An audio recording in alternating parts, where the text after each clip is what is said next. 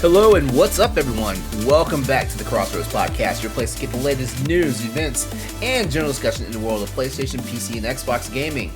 Welcome back. It's been a little while. I'm your host, LeRon Dawkins, and of course, my co-host, Mr. Stoyovich, is here tonight. Hello, dude. How are you? Man, How are you? How are you? How are you? I am much better than I was a week and a half ago. Yeah, I'll bet. Because the reason why there was no show last week is because I had COVID and Andre was under the weather too, and Andre's out tonight, but not because he's sick. I had COVID. I caught it Thanksgiving Day. Like that was literally the day I started feeling bad. But it actually came to a boil about Saturday. Hmm. That Saturday Thanksgiving weekend, and well, Story, you and I we podcasted last Wednesday because like I was in no shape to do Crossroads Tuesday night, but Wednesday night I was able to power through for the Bossers podcast, which that was fun. Yeah, I think I Um, sent you into a coughing fit twice, and I apologize for that. yeah, You told me yeah, I you told was. me not to do it, but like the moment you Yeah, I was started like, talking please about don't. Monster Hunter, I was like, oh my god, I have to say something. I have to say Speaking something. of Monster Hunter, like Title Update 3 is finally out, and Oh guess fuck! what? Here I did it again. Oh, no. Title Update 3 is finally out, and I have not even turned the game on. That is shocking. I'm surprised. That is very shocking. That is very Yeah. shocking, especially given the news that Monster Hunter is now coming to Xbox One, Xbox Series X and S, and PS4 and 5. So Yeah. Monster Hunter Rise is just an event now. Like Capcom. I think Capcom just really want to finish their year off in like the best Ho- way possible. However, it's not going to be crossplay from what I heard. Yeah, no crossplay, no crossplay. Like I Do you remember back? Remember, like, what was it, like 5, 7 years ago, when like Sony was like, "Nah, fuck crossplay. No one wants crossplay," and now yeah. every game has crossplay. Like, it's just Uh-huh. kind of like funny how tone deaf some people are, saying like, "We don't want crossplay. It's bad for business," and now it's like good for business because people want to play games with each other. So Well, my theory makes is me lol. if we look at what's going on right now between Sony and Microsoft with this whole Call of Duty shit, basically, you know what, Sony's fear mongered, the fact that they might lose their player base, which that's a real credible thing to be afraid of, right? Yeah, yeah. I But at mean, the it's same legitimate. but at the same time, like I feel like you can't lose your player base if you keep sticking out quality, because I mean, Phil Spencer's been crying all year about how like Xbox does not have strong games like Sony does, and Yeah. Sony needs to be proud about that. The fact that the president of their biggest competitor, because I'm not counting Nintendo. Nintendo's in their own little fantasy realm, Yeah. um, until they come out with some super hardware, which this next Switch might be the next thing, the next deal, but yeah, so Sony needs to take their victories where they can, stuff like that. So I don't know, I don't know, like it's not virtue signaling. What is the opposite of virtue signaling when they do stuff like this? Like it's like a crying wolf, basically. Gaslighting. Are they gaslighting Okay, themselves? gaslighting works too. Yeah, if I we're gonna yeah. use a more modern term, yeah. Yeah. Well, I mean, when you look at the numbers and you look at the stats, the Call of Duty is the best-selling video game every year, and I think it has Mm-hmm. been every year since Mm-hmm. Modern Warfare, the first one to have come out on the Yeah. 360 and PS3. So, that's a significant chunk of revenue that Sony misses out on. So, I mean, they Mm-hmm. have every right to, be concerned about it. So, and it's For like real, yeah. I even like attributed the argument like, well, it's time for Sony to crack out like a new kind of title or a new sort of like something to hold the candle to the Call of Duty. You could bring back Killzone. You could try a completely different you could bring SOCOM back. Like Mm-hmm. they have titles in their catalog that they could bring back and maybe kind of make a Yeah. dent. Like actually I would think SOCOM. Now they have Bungie, with them, like yeah, I Yeah, but mean I think Bungie's they're going to still stick gonna. with they're going to stick with Destiny for a long time. So, and Yeah, yeah, yeah. I don't think Bungie signed on to be exclusive to Sony. I think it's too late at this point, but Yeah, I and mean, I Gorilla. I would think if they could bring back SOCOM, that would be Mhm. like I mean, I don't think it'll reach Call of Duty numbers, but it'll bring a lot of the old gamers back. Like I remember that basically SOCOM ruled That that multiplayer that that shooters. that owned the PS2's like life cycle. Oh yeah, that was the reason why people started getting broadband internet because it was And like, SOCOM was the shit. as a matter And of, as a matter of fact, SOCOM like also helped like the PSP for a little while because what they had two SOCOM games on PSP. I think 3. Yeah, it was like Bravo Team or Yeah, something like that. I have them, I know that. But yeah, but yeah, yeah. obviously SOCOM was no slouch. we haven't I think last one was like SOCOM 4 for the PS3, and that was a really good single player campaign, but the multiplayer is what really kind of brought people in, and the multiplayer was kind of subpar, if at all. So, I Yeah, mean, good campaign, but like I said, the multiplayer is what people wanted. So, time to crack those knuckles, Sony. Come on, you know. I know. Yeah, because Sony's acting like Sony's acting like if Call of Duty goes away, Sony has nothing, and that's not That's true. not true. That's not That's true. not true. You know, um, You got to weather the storm. You got to think outside the box. You got to start looking at what you have. but you, And I think we talked about this with God of War, mhm, celebrating 5 million sales, 5 million copies sold. yeah, And we talked about this because it was like, we talked about this last week where it was like God of War's like, yeah, we just celebrated 5 million copies. And here is like fucking Pokemon Scarlet and Violet, whatever bullshit, just sold 10 million in 3 days. And hmm, Nintendo's like yeah. from their tower, like, oh, good for you guys. I mean, we have to factor a few things. And you know me, Oh no, like I know it's not an easy answer. I know it's not an uh, easy answer. Like oh yeah, Pokemon well, I and mean, God of I'll jump War, on. you can't compare. You can't Yeah, compare I'll the jump two. on my salt box real fast here. Like I know people who You have a own four salt Nintendo box? Switches. Yeah, salt box. Yeah, I Salt get box? salty, so I have a salt box. Okay. Yeah, I I know thought that was a people. slip of the tongue, but this is a real No, fact. no, no, no, no. Okay. Yeah. Okay. All right. Um, I'm learning. no, like I know people who have like more than two Nintendo Switches in their household. So like, yeah, I understand real fast how like Scarlet and Violet made like sold like so many copies. Day Yeah. one because people were buying matching copies of the game for their multiple systems.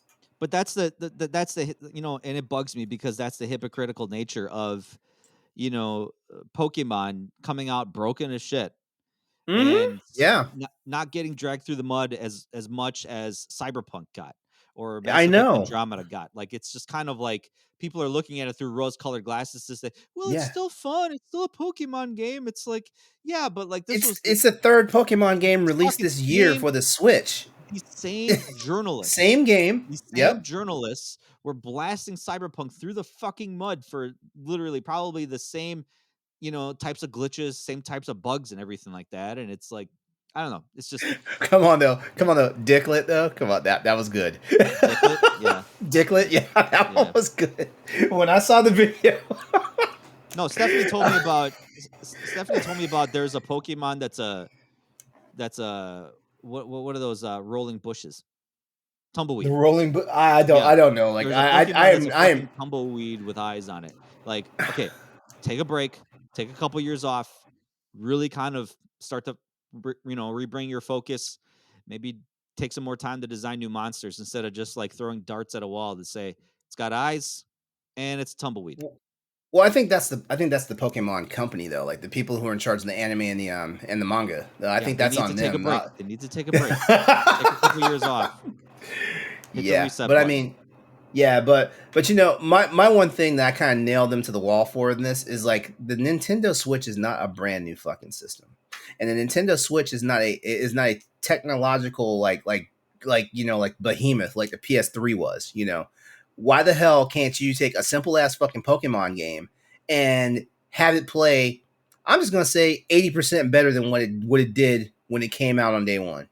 Like Yeah. that's my thing because like the Nintendo Switch, in my opinion, is antiquated hardware. Like if you want to measure the hardware, based on like where we are in standards and stuff like that, the Switch is a glorified PS3, Oh yeah. and I that's talked me about this. being nice. We That's me talked being about this nice. with Bayonetta 3, how it's like, it plays great, but man, those graphics look straight out of the 360 and PS3 days. Yeah, yeah. Imagine if Bayonetta 3 was on the PS5 or the Series X. Oh my god. Oh Ooh, my god. it would have been so angelic. Oh my Oh god. my god. I'm sorry. I'm This hair sorry, physics Platinum. would be amazing. I'm sorry, Platinum, that you guys kind of got saddled with Nintendo. I really am. I blame the Scalebound controversy. You think that's Remember what really hurt Scalebound? them? I That remember really hurt them. Scalebound. That really hurt them because that was a passion project. And actually, there was a YouTube video. I just watched this. I watched about it the other It day. just came out. Yeah, I think MVG just did something on it. Modern Video No, Gamer it or something was like that. Gamers.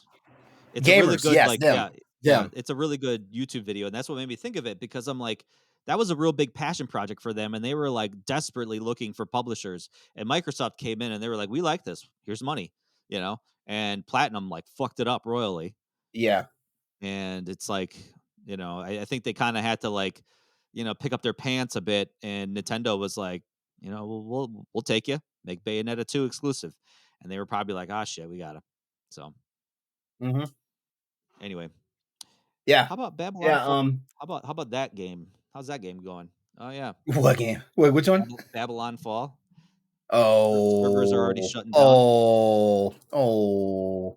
You know what? I'm just gonna go ahead and say, do not forget you're tuning into the Crossroads podcast, where you can Swing and a catch this miss. show. Swing and a miss.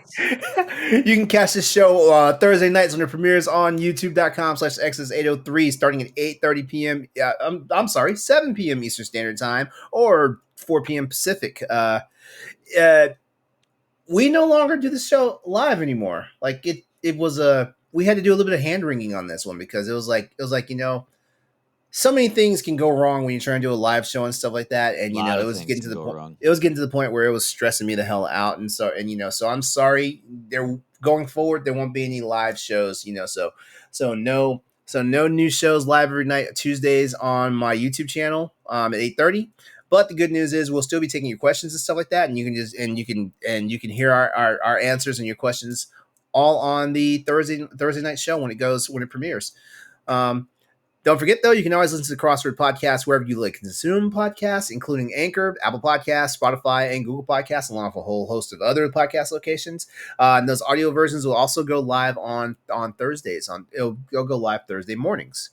If you want to see previous episodes of our show, all of our episodes can be found over on our partner website. Partner episode. Slow down.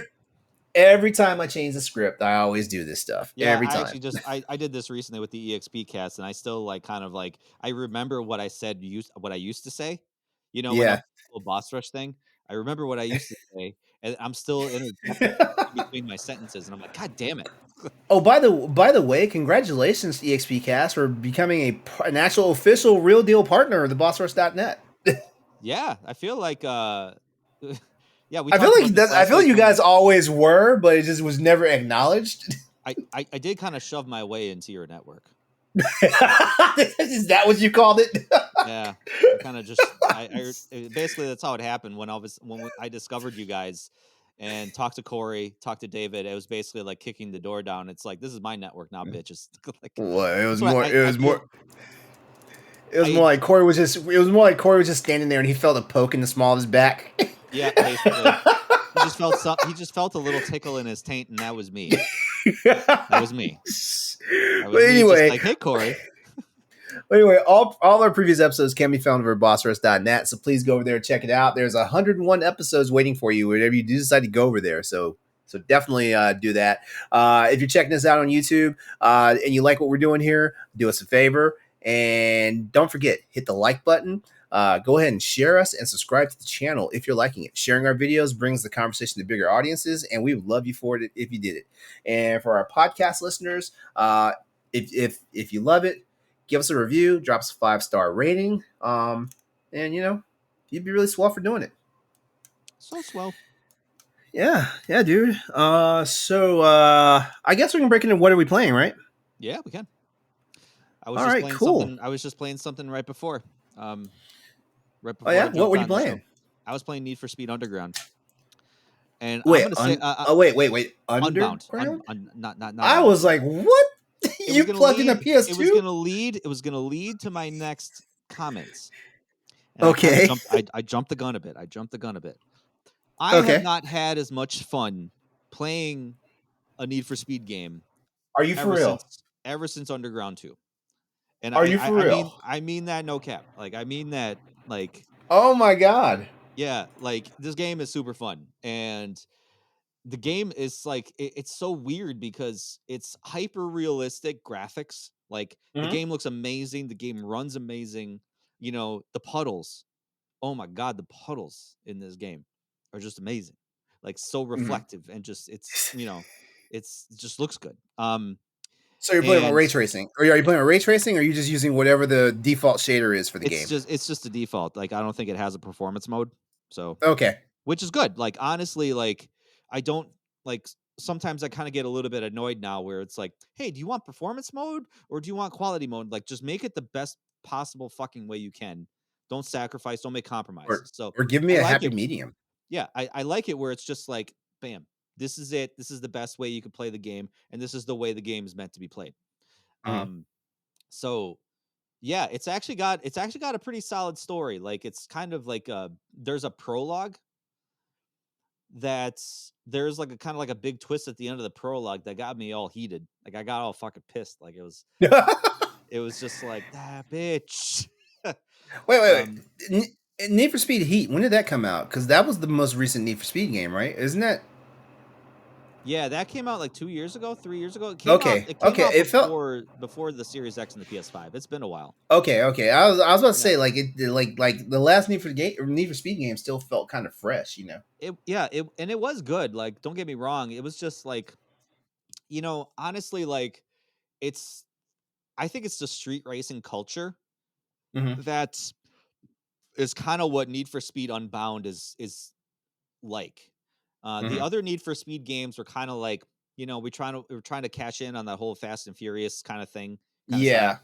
And this one they really brought it back to the underground roots where it was like it's all about the street racing culture. It's all about style. It's all about, flashy shit. Like, it's on Mhm. the forefront, especially with like the little particle effects.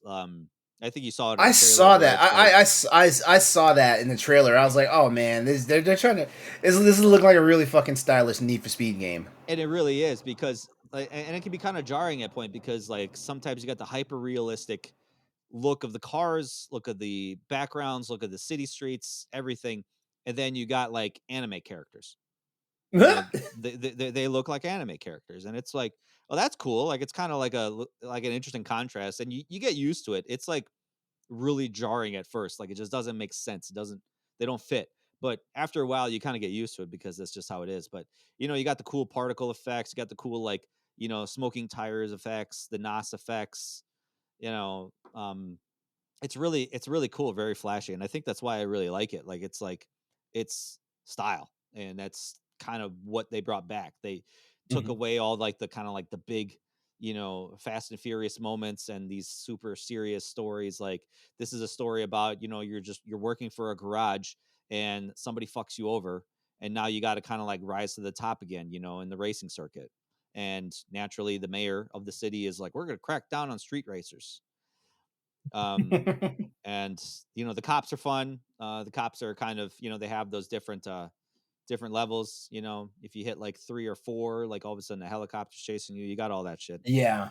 But interestingly enough, like, you're racing the same racers over and over again, and um you befriend some of them. And it's not like major, like we're not talking like major cutscenes or anything like that, but like, for example, I picked up Justina, and she's trans. So it was kind of funny because like I noticed there was like something, she had a different voice. So I was like, you know, my ignorance kind of went in, and I was like, what's wrong with her voice? And then all of a sudden the conversation between the two, cuz sometimes you have to pick up racers when they're in trouble. Mhm. So you get a call, you say, "Hey, can you pick me up? Take me back to my safe house. I'm in a whole lot of trouble." So you pick them up, you avoid the cops, you drop them off at their safe house, and you're engaging in conversation with them. And it was a really good story how,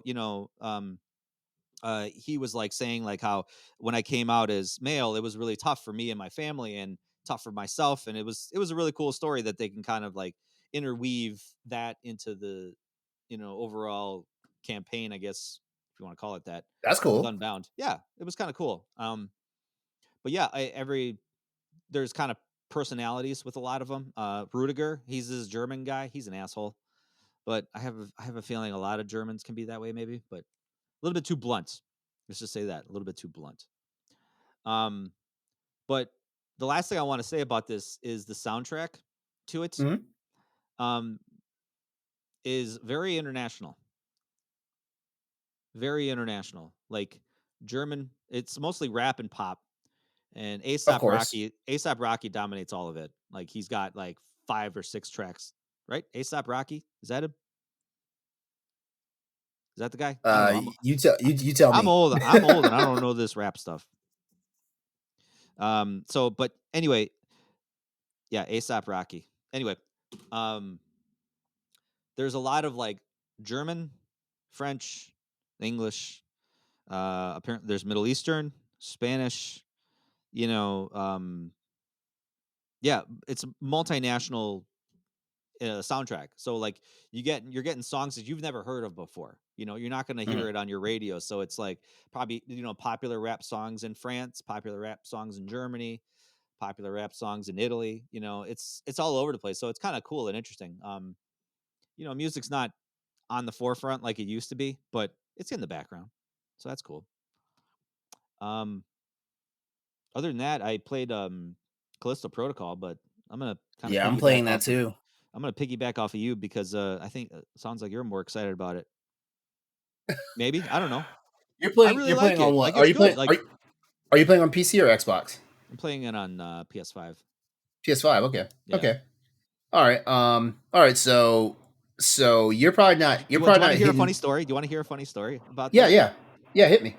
All right. I walk into GameStop and I was like, hey, I pre-ordered. I can I pick up my pre-order copy of Callisto Protocol? Yeah. Can I have your phone number? I'm like, here's my phone number. Tick, tick, tick.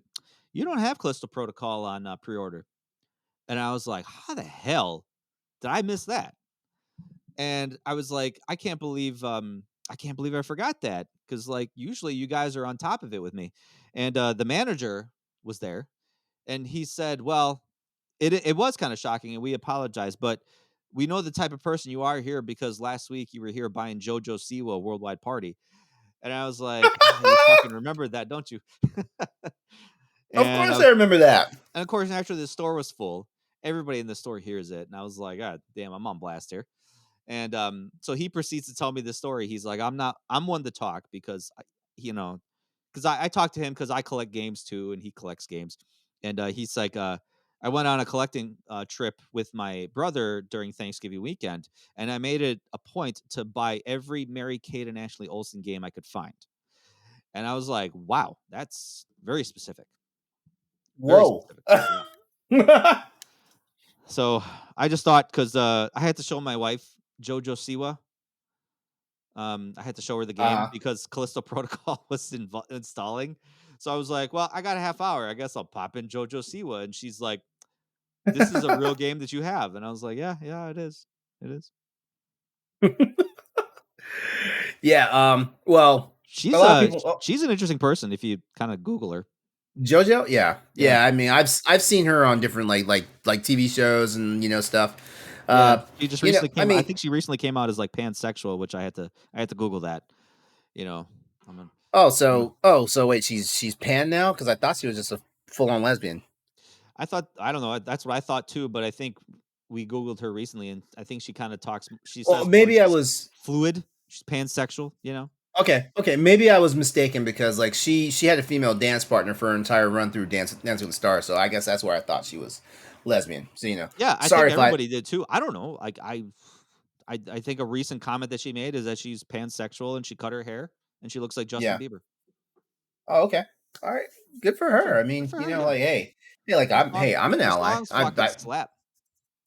Huh? Her Her songs what? fucking slap. I have not heard a single Judge Siwa song, so I'll just take your word for it. Okay. But Callisto Protocol, yes, as everyone knows, has been tuning into any portion of the Crossroads show. I have been waiting for this game, so yeah, If there was a I was day game to get oneer. LeRon off of Monster Hunter, it's this game. Yeah, yeah, I was a day, yeah, for real. um, And I would just say this. I'm playing it on PC, and yes, I'm one of the people who did have to like do a little bit of tweaking and tuning and stuff like that. Story, you'll be happy with me though, because I'm playing in 4K 30 frames per second because like I want to see all the ray tracing effects. I want to, I want it to look buttery smooth. You know, even though technically buttery smooth is 60 frames, but I want it to look buttery smooth. But also playing at 4K 30 with ray tracing effects on and stuff like that actually gives you a cinematic experience. No, And it you it know what, really does. It really does. It I looks gorgeous. Like I slapped it in performance mode, and I was like, ugh, I can't even play performance mode anymore.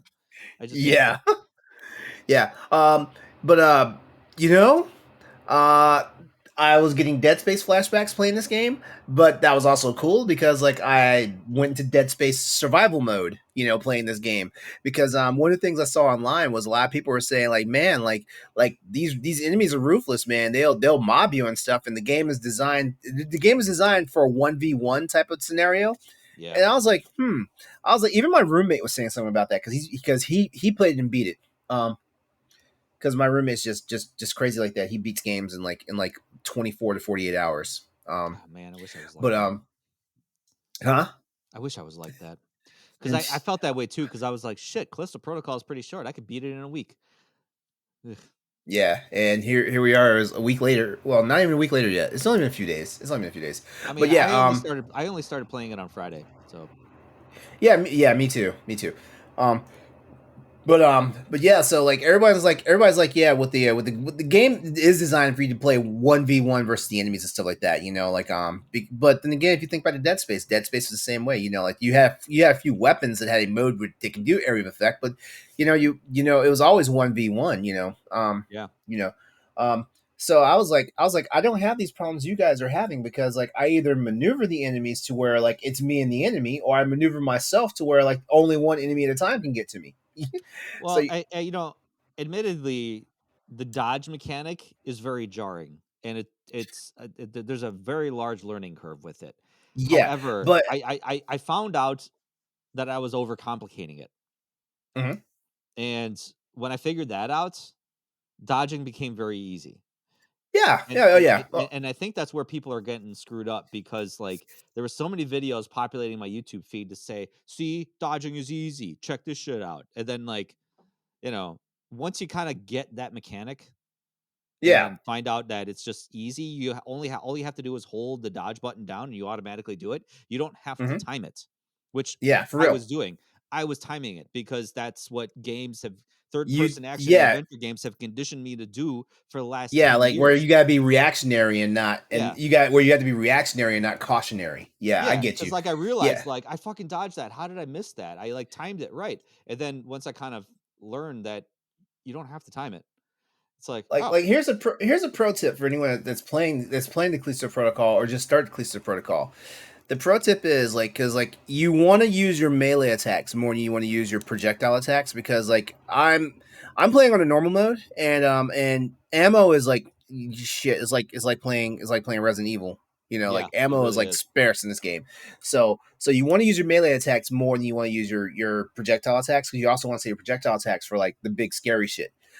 So what you do is most enemies will let you get 3 swings on them before they either block you or they get out the way and start fighting back. So you melee, and then you immediately start dodging. Some monsters are you only have to dodge once, but some of them you have to juke and dive like twice. So You have to go left, once you do right. that though, melee, dodge. You can go right back to melee. You know, three Well, there more is that hits mode and then too, where it's like you kinda smack them twice or 3 times, and then that reticule pops up, and then you just blast them with the yeah, handgun. You know yeah, and if you're lucky, sometimes that's a one hitter. If you're Yeah, lucky, sometimes that'll, like, kill them instantly, but, yeah, yeah, it still does, like, a significant amount of damage because it auto targets. So all you yeah, gotta do is, which is like, good. hold the L2 button All you every have to day. do, all you have to do is just pop the trigger one time. Yep. Well, you still have to aim, Yeah, you but still well, you have to but hold the L2 button, but that, like, it yeah, auto you have aims, to hold so the it's not L2 like you have button to. to actually shoot your weapon. But the good news is it's like an auto track immediately. Yep. Yep. Um, So but yeah, I like the story so far. I haven't gotten deep enough in the story to figure out like what's going on. Even though like my writing brain already kind of knows what's going on. Like it's a giant experiment that's going on. Scientific experiments happening. Yeah, but I'm trying. But I'm not trying to spoil the story for myself just yet. And I'm not quite halfway through the game at this point yet. But I am a decent chunk into the game because like I'm getting a lot of the lore, and the lore is actually revealing itself. It's pacing itself pretty well. I feel like Striking Distance, the studio that was formerly Visceral Games. I feel like Striking Distance, they're actually doing a better job of telling the story because I guess with Dead Space they kind of thought they had a safety net to where like they could draw it out as long as they need to, and EA pulled the rug out from under them by the third game. Um, Well, it, yeah, so but EA kind of came in and did EA things and told them how to make yeah, the game. so like you can kind of tell that they're definitely trying to get you the storyline. Because if we look at Dead Space, like we finished the first game, we didn't really know what the fuck was going on. We just No, we yeah, just knew we just knew that there was this marker and it was making people crazy. Dead yeah, Space and I, Two I actually, and I, I still don't even think. I think even by the third one, maybe the third one, we kind of the, knew the full effects of what the marker was doing, but like yeah, and I we think also and we I also would say had it. Striking Distance at this point is like kind of banking on like this is probably going to be the only title that we're going to have, especially Yeah, with all the DLC that they have planned, the story DLC. yeah. So yeah, there's that. But I do, but I'm enjoying the game so far. And I'm playing on the PC. So yeah, there's been some technical difficulties. But the good news about PC versus like console sometimes is like you can actually tweak and like play around. And when I say tweak, I don't mean modify the game. I mean you can play with settings because Yeah, there's a lot of thank accessibility settings. yeah, thank God graphics cards, expensive as they are, they allow you to do stuff, Mhm. with your hardware. Yeah. Um, but yeah, if I were to give it a rating right now, I'll go on a 10-point scale because I feel like a 5-point scale might be too limiting. If I go on a 10-point scale, I'm thinking it's 8.5 right now. Like I haven't encountered anything yet that's making me decrease that score, but I may encounter some things that may help me increase that score. As I go progress through the game. I'm trying to have it beat by the end of the week.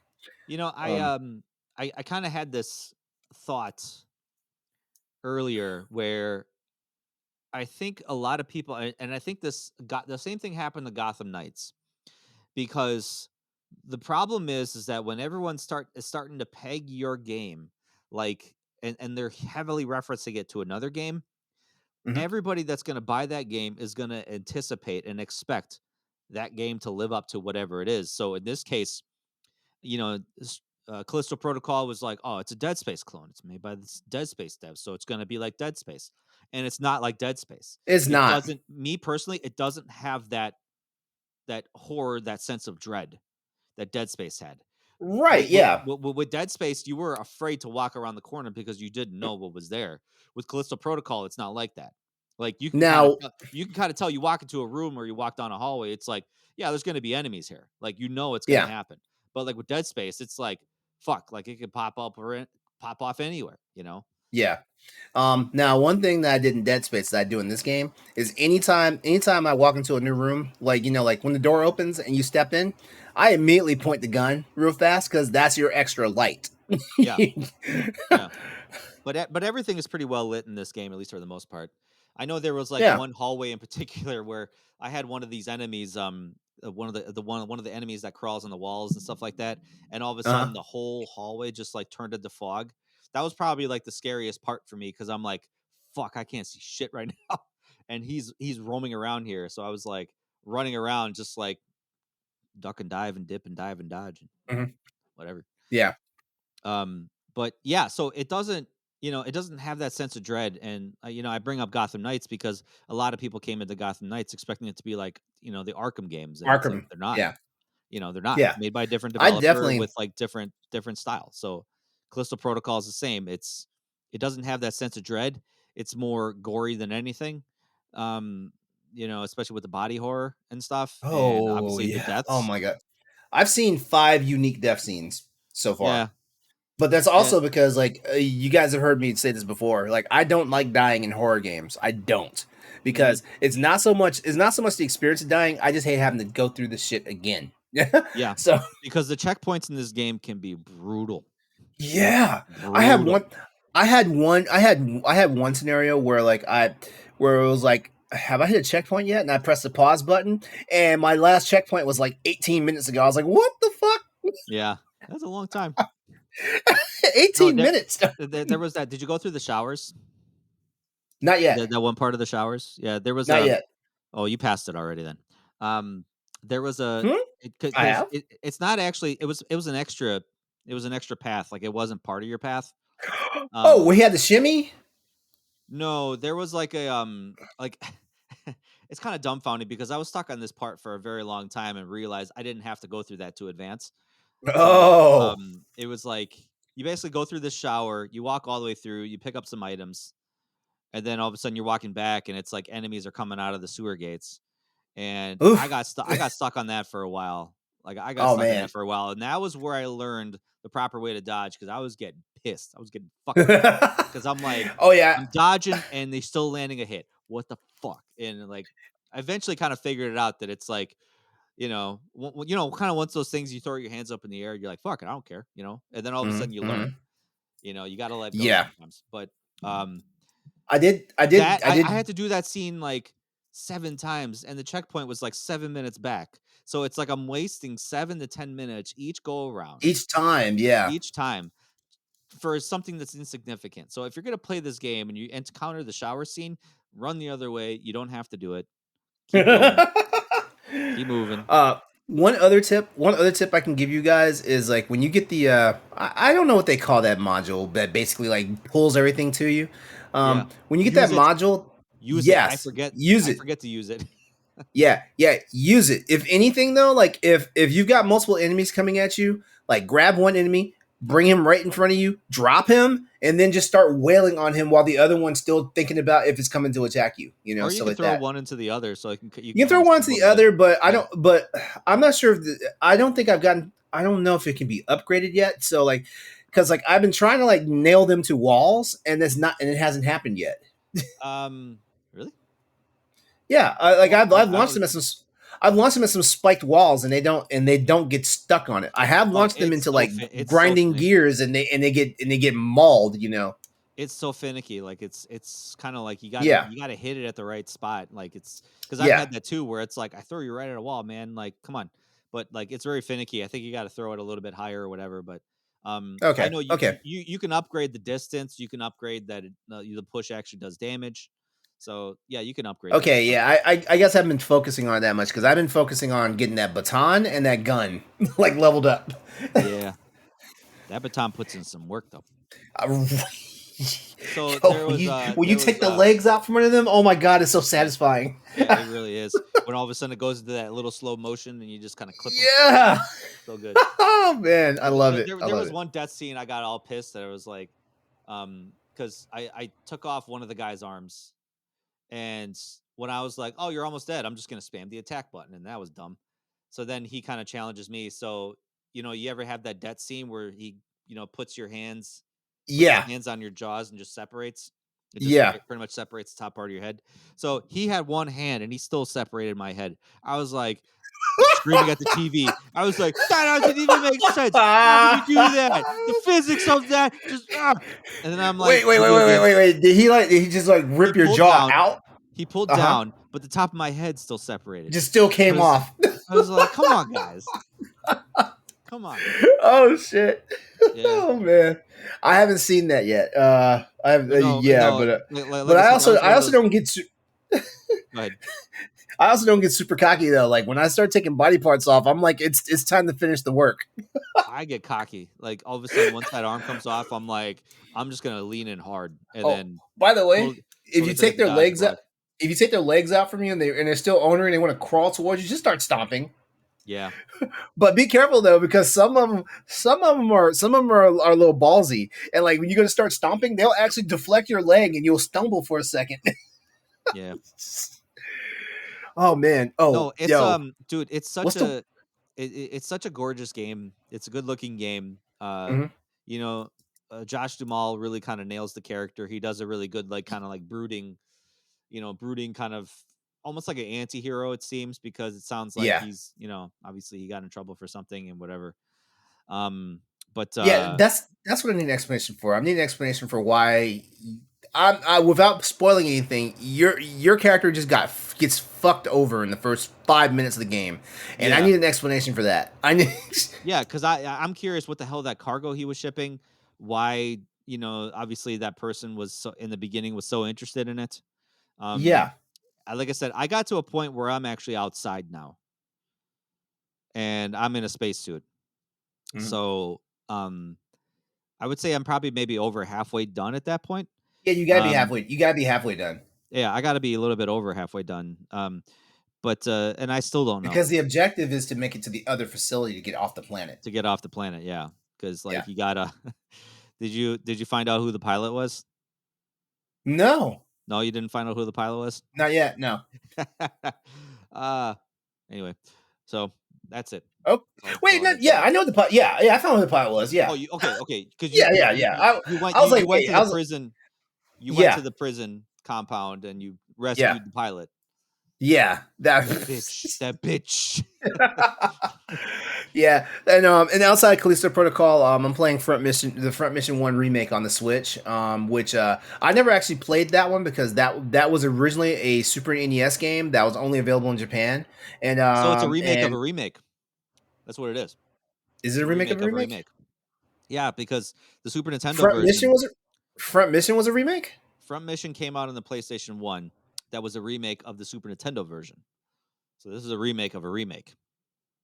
Wait. Did they release Front Mission One in Japan on PlayStation One? Because like the first Front Mission we got over here in the States was three. Yeah, because I think we got Front Mission for the Super Nintendo, I think, didn't we? No, we didn't get any. We I mean, I didn't play it because I didn't give a shit, but anyway. Oh shit, me shit. Back in that day, I was all about like giant robot anime and stuff like that. There was no way I was not gonna like play a game like this. For this it was tactics. It was like a tactic stuff for me. So Exactly. Yeah. yeah. Yeah. Yeah. Um. Yeah. So I'm playing that, and it's fun so far. Like So it's a yeah, nice okay, all right. distraction. It came out on the Super Famicom Uh huh. in Japan in Uh huh. 1995. And then a direct port of the game was released for the Wonder Swan. Remember the Wonder Swan? No, you don't. I No one remember does. that. No one remembers that. It was a direct port. The Wonder Swan was So not that powerful. no, it really wasn't. So then it came out for the PlayStation in Japan on October 23rd, Hmm. 2003. Okay. Um, so it came out on the DS. Yeah, I remember that. Yeah, I remember that. Huh. So basically, Square is just rehashing the fuck out of this game.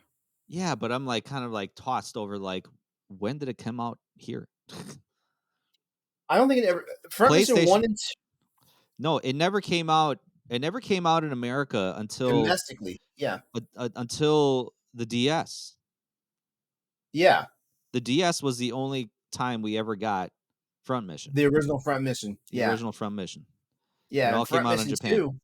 Yeah, I don't think we ever got Front Mission Two because there before Front Mission Three came out. There was three games. There was Front Mission Two, and there's Front Mission Alternative. And I imported Front Mission Alternative because that came out on PS1, and I Yeah, Front imported that Mission. one from Yeah, Front Mission 2 came out in Japan only. Yep. yeah, yeah. Like those Front Mission games are only in Japan. For the most part until three came out, and then four came out, which is on PS2.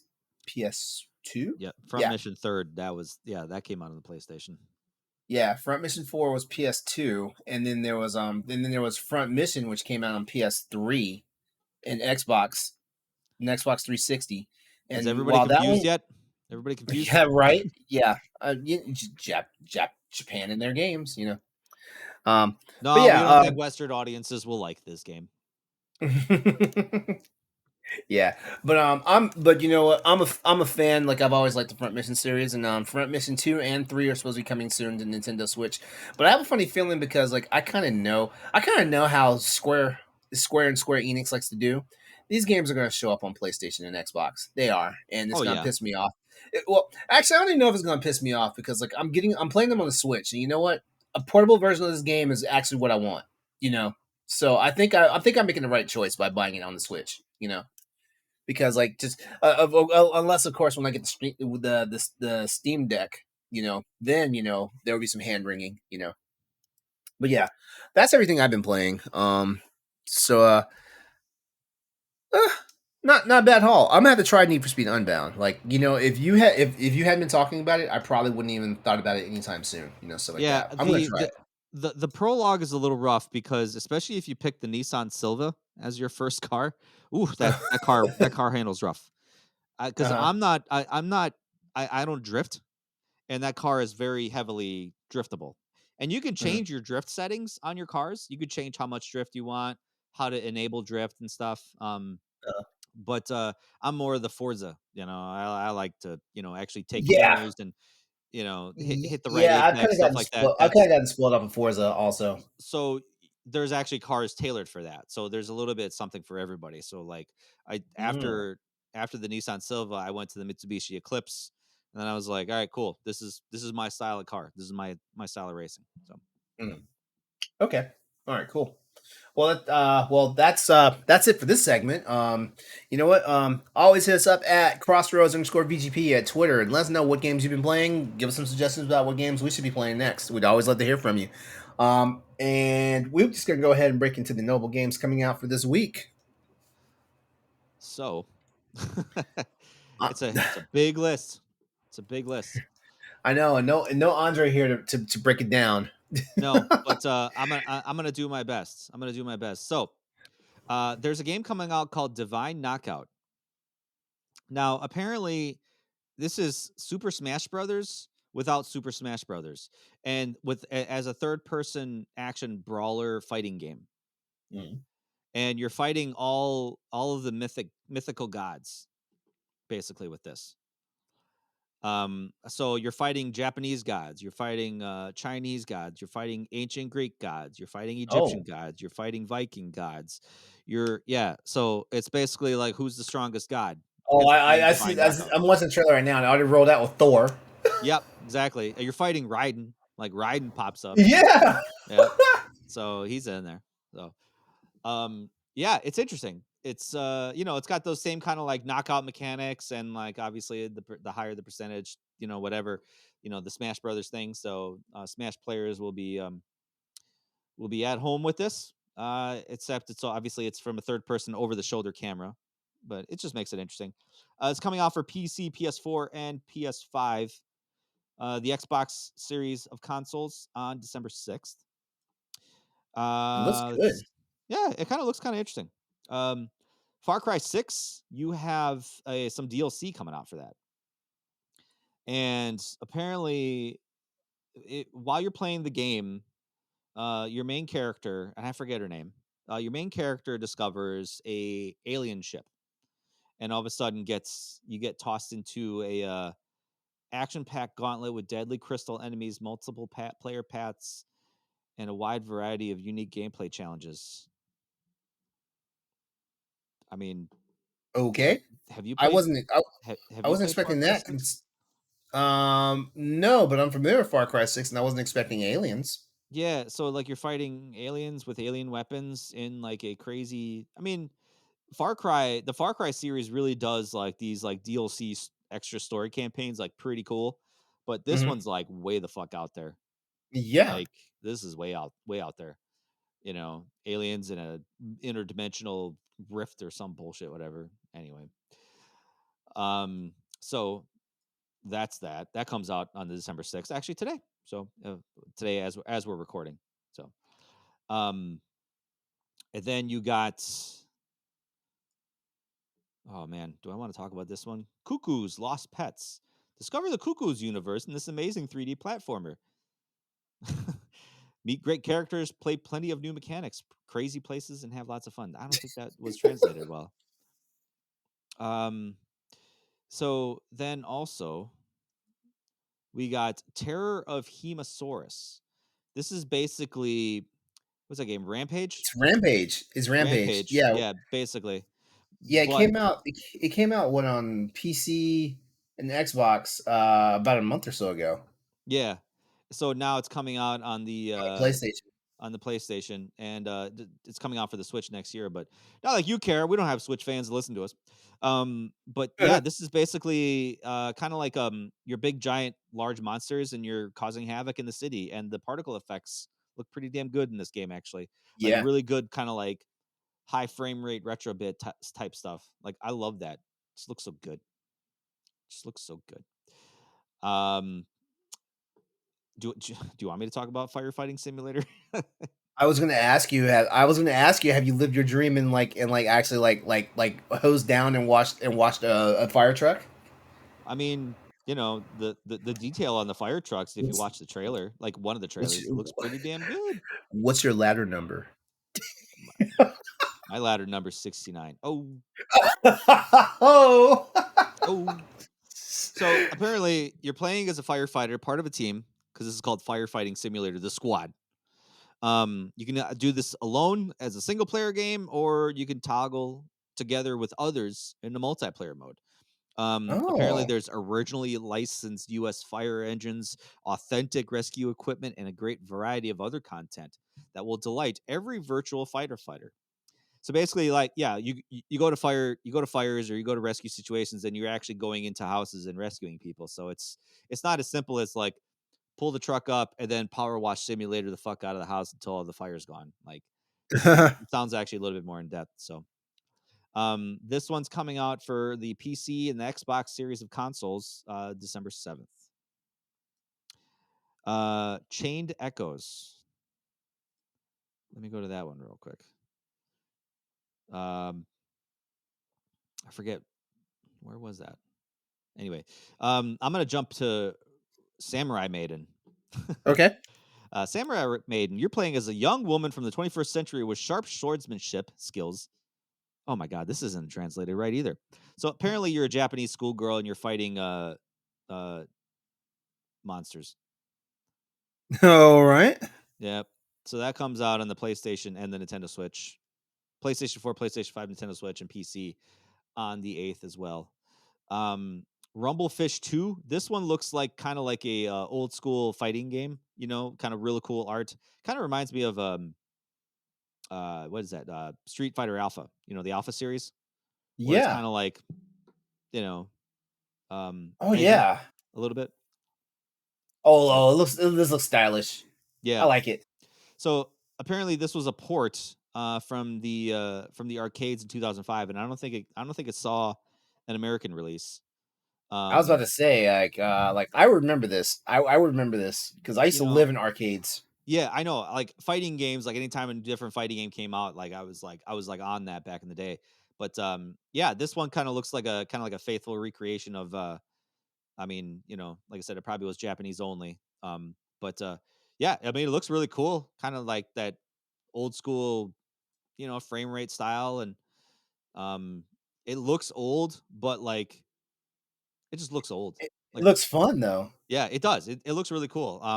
Kind of slower paced combat, not as Oh, fast as this girl beating this guy's ass with a boken.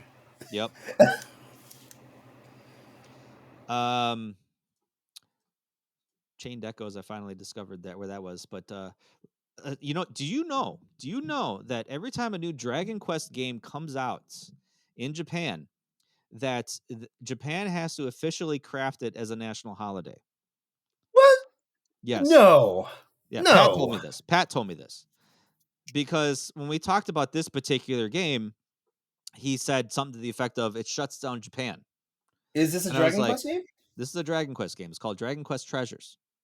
And it's coming Oh, out on this I it's knew this coming game out was on the coming. Switch. I thought we were Yeah. still talking about Chained Echoes. I'm sorry. No, no, no. No, Chained Echoes is just kind of like a old school like Chrono Trigger / RPG, whatever that, you Yeah, know. Yeah. which I'm gonna play.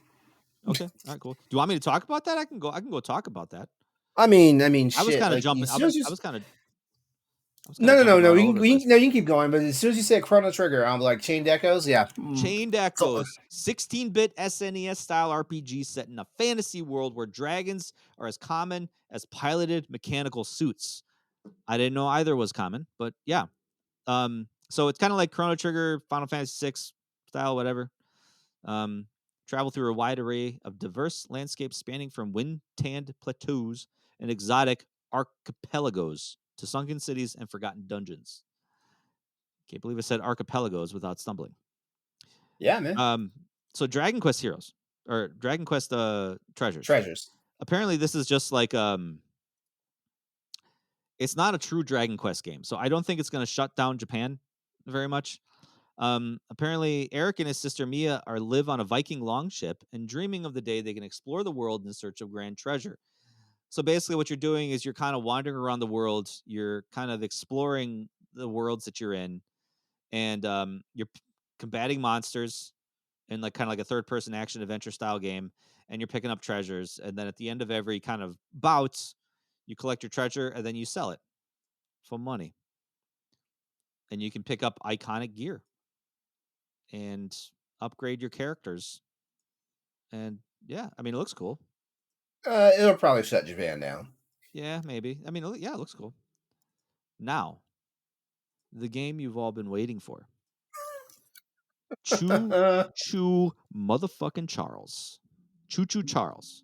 Okay, hold on. Before Stoy starts this one, he told me about this before we actually like started recording the show, and I was like, "Let me look at this."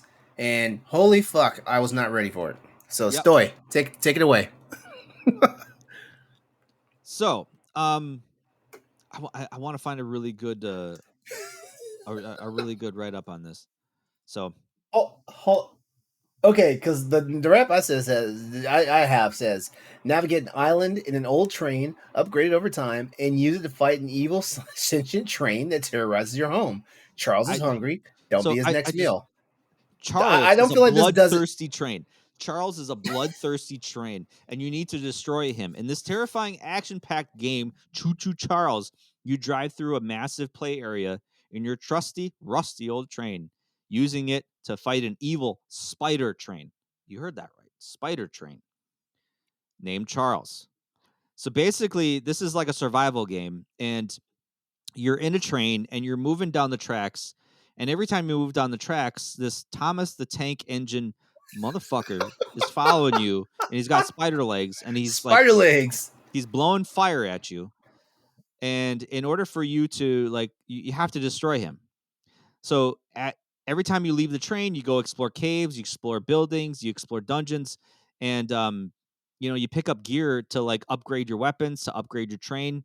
Upgrade your train's defenses. Like basically the only way to kind of like stave off Charles, Choo Charles, is to actually like lay into him with, turret fire or some other things. So yeah. So this one's coming out on PC only. But if you look at, just watch the trailer.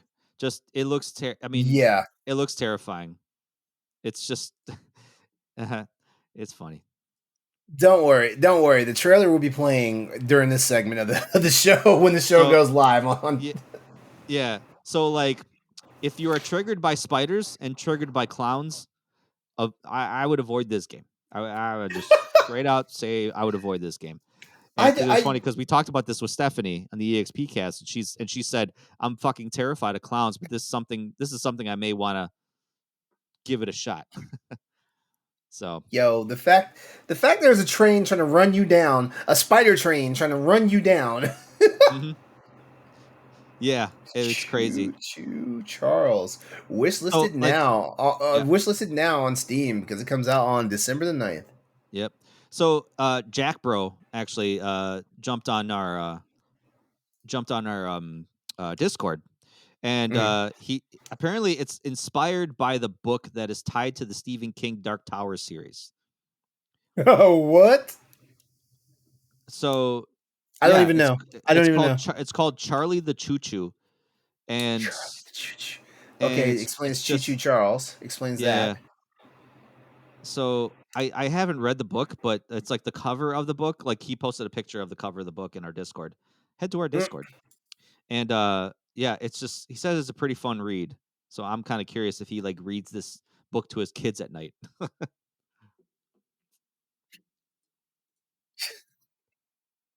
Are you looking at it? I was. Well, anyway, that's what's coming out. That's what's coming out this week. Well, there you have it. I don't even know. I don't even know how to end cap this segment right here. I don't even know. Remember, all release dates are subject to change, so the Crossroads crew is not responsible for any games that get delayed and or canceled. Just remember that, guys. We're winding down the year, so basically, like like it's a crapshoot right now. On because like I think the last high caliber title that was coming out this year has already came out, and that was Callisto Protocol, right? If I'm not Mhm. mistaken. Yeah, I want I want to say I think other than that, like we've got some games that are getting their expansions or next seasons are starting and stuff like that. But beyond that, actually hold on because nobody's promised tomorrow, and we might not have another Crossroads show until next year. But real fast, let's see. Season 19 of Destiny 2 started yesterday. Um, let's see. I'm just looking real fast here before we move on. Portal of RTX is coming real soon here. Well, High on Life, that's coming next week on Game Pass. That's that Justin Yep, Roiland game. yep. You got The Witcher 3 Wild Hunt upgrade. The complete edition, which is supposed to be the PS5 version, PS5 and Xbox Series X versions coming out. Yep. Yep. River City Girls Um, 2 just got announced. That's coming out next week. yep. Don't forget Crisis For you, Core. yeah. Final There's Fantasy another beta. Crisis Core. There's another beta for Street Fighter 6 coming. Yep. And yeah. Naraka Blade Point will finally drop on December 22nd on the Season 10 of Xbox. Fallout 76. Wow. That game is Oh still wait, 10 around. or 11? 10. Huh. I think it's ending. Season 10 is ending. Oh, see, yeah, Oh, yeah. So I mean, yeah. So I mean, there you go. But you know what? We're gonna go ahead and talk about some this week's news or lack of news. yeah, right. Yeah, because it's starting to slow down out there, guys. But don't worry, because if anything, we can talk about the December's PlayStation Plus Essential games that are actually available right now for anyone that's got PlayStation Plus. So let's get this started. So, December's first wave of PlayStation Plus games are now available for subscribers to add to their library. This is for anyone that has a PlayStation Plus subscription. So, whether you're essential, essential deluxe, is it deluxe Beats me, kid. and premium, like because oh, here's a funny story. You guys might have saw it on Twitter, by the way. Uh, I thought I did not have my credit card attached to my PlayStation Network account, and So so one day I'm at work and I just get this lovely notification that I just got charged $119, and I was like, I got charged $119 for what? And I go look and it was from Sony Online Entertainment. I was like, oh, because I was not going to extend my PlayStation Plus Premium. I was going to drop it down to the deluxe. Bro, I looked ahead at the games releases. I'm sorry, I'm still kind of listening, but I'm eagerly awaiting for the kebab simulator. I'm gonna read this. A Well, restore an you abandoned shop and create a unique restaurant atmosphere. Design a menu, cook delicious kebabs, satisfy your customers, and become the biggest kebab restaurant in town. Oh, so good. They have a all simulator right game for everything, man. for Everything. real, for real. I really should open up my own podcast and just kind of talk about simulator games. All these dad games, man. Shit. All right, so back to the PlayStation That's Plus actually an Essential interesting games. idea. That is an interesting idea. A dad games podcast. Who We'll can talk cook the about it. best kebabs? All right, so there was an early leak on this, but it's all but confirmed as of today now. But right now, if you're subscribed to PlayStation Plus for the Essential tier, you will be able to play for free Biomutant on PS5 and PS4, as well as Divine Knockout, which we just talked about in our notable games section, which is also be available for PS5 and PS4. Yeah, And that's a new game. That's actually surprising because yeah, usually that's yeah, PlayStation 5 yeah, games. that's a day one drop Yeah, technically. yeah. I Yeah, mean, so it's not a big AAA game, but I mean, still, but still, thank you, Sony. Still, yeah, yeah. yeah. And then the one that people really care about, we've got the Mass Effect Legendary Edition, the PS4 version, available now on PlayStation Plus Essential. I'm just gonna go ahead and say like that's a big deal. That's a big deal because technically you got 5 games. Yeah. You know, you got 5 games. Well, yeah, we get it. Mass Effect Legendary Edition technically counts as 1 game in your library now, but still you're playing 3 games. You're spending anywhere from 60 to 100 hours playing the games. So there you go. But yeah, and also I kind of called that Mass Effect Legendary Edition was coming Well, yeah, to it dropped on Game Pass like yeah, 6 months ago, 8 months ago. So it was yeah, PlayStation is yeah, bound to show up. yeah. BioWare made their money already on that game, so Oh yeah, for real. Yeah, I guarantee you, they made more than enough money to help fund Dragon Quest, Dragon Age. I'm sorry, oh not my Dragon god, Quest. Dragon Age. Ugh. They just dropped a They new they trailer, actually. New little they did. cinematic trailer. Yeah, Oh, is that doesn't what I show was saying? anything. Is that what I was saying about Happy Dragon Quest Day or something? It was trending earlier. Happy Dragon Age Day. Come on. That's the quest I'm again. getting lore together on this podcast, and we're gonna blast you. Yeah, That's it. Dragon Age Day is December 4th, Okay. and I think it was kind of like a weird fluke because like technically, if you look at DA2,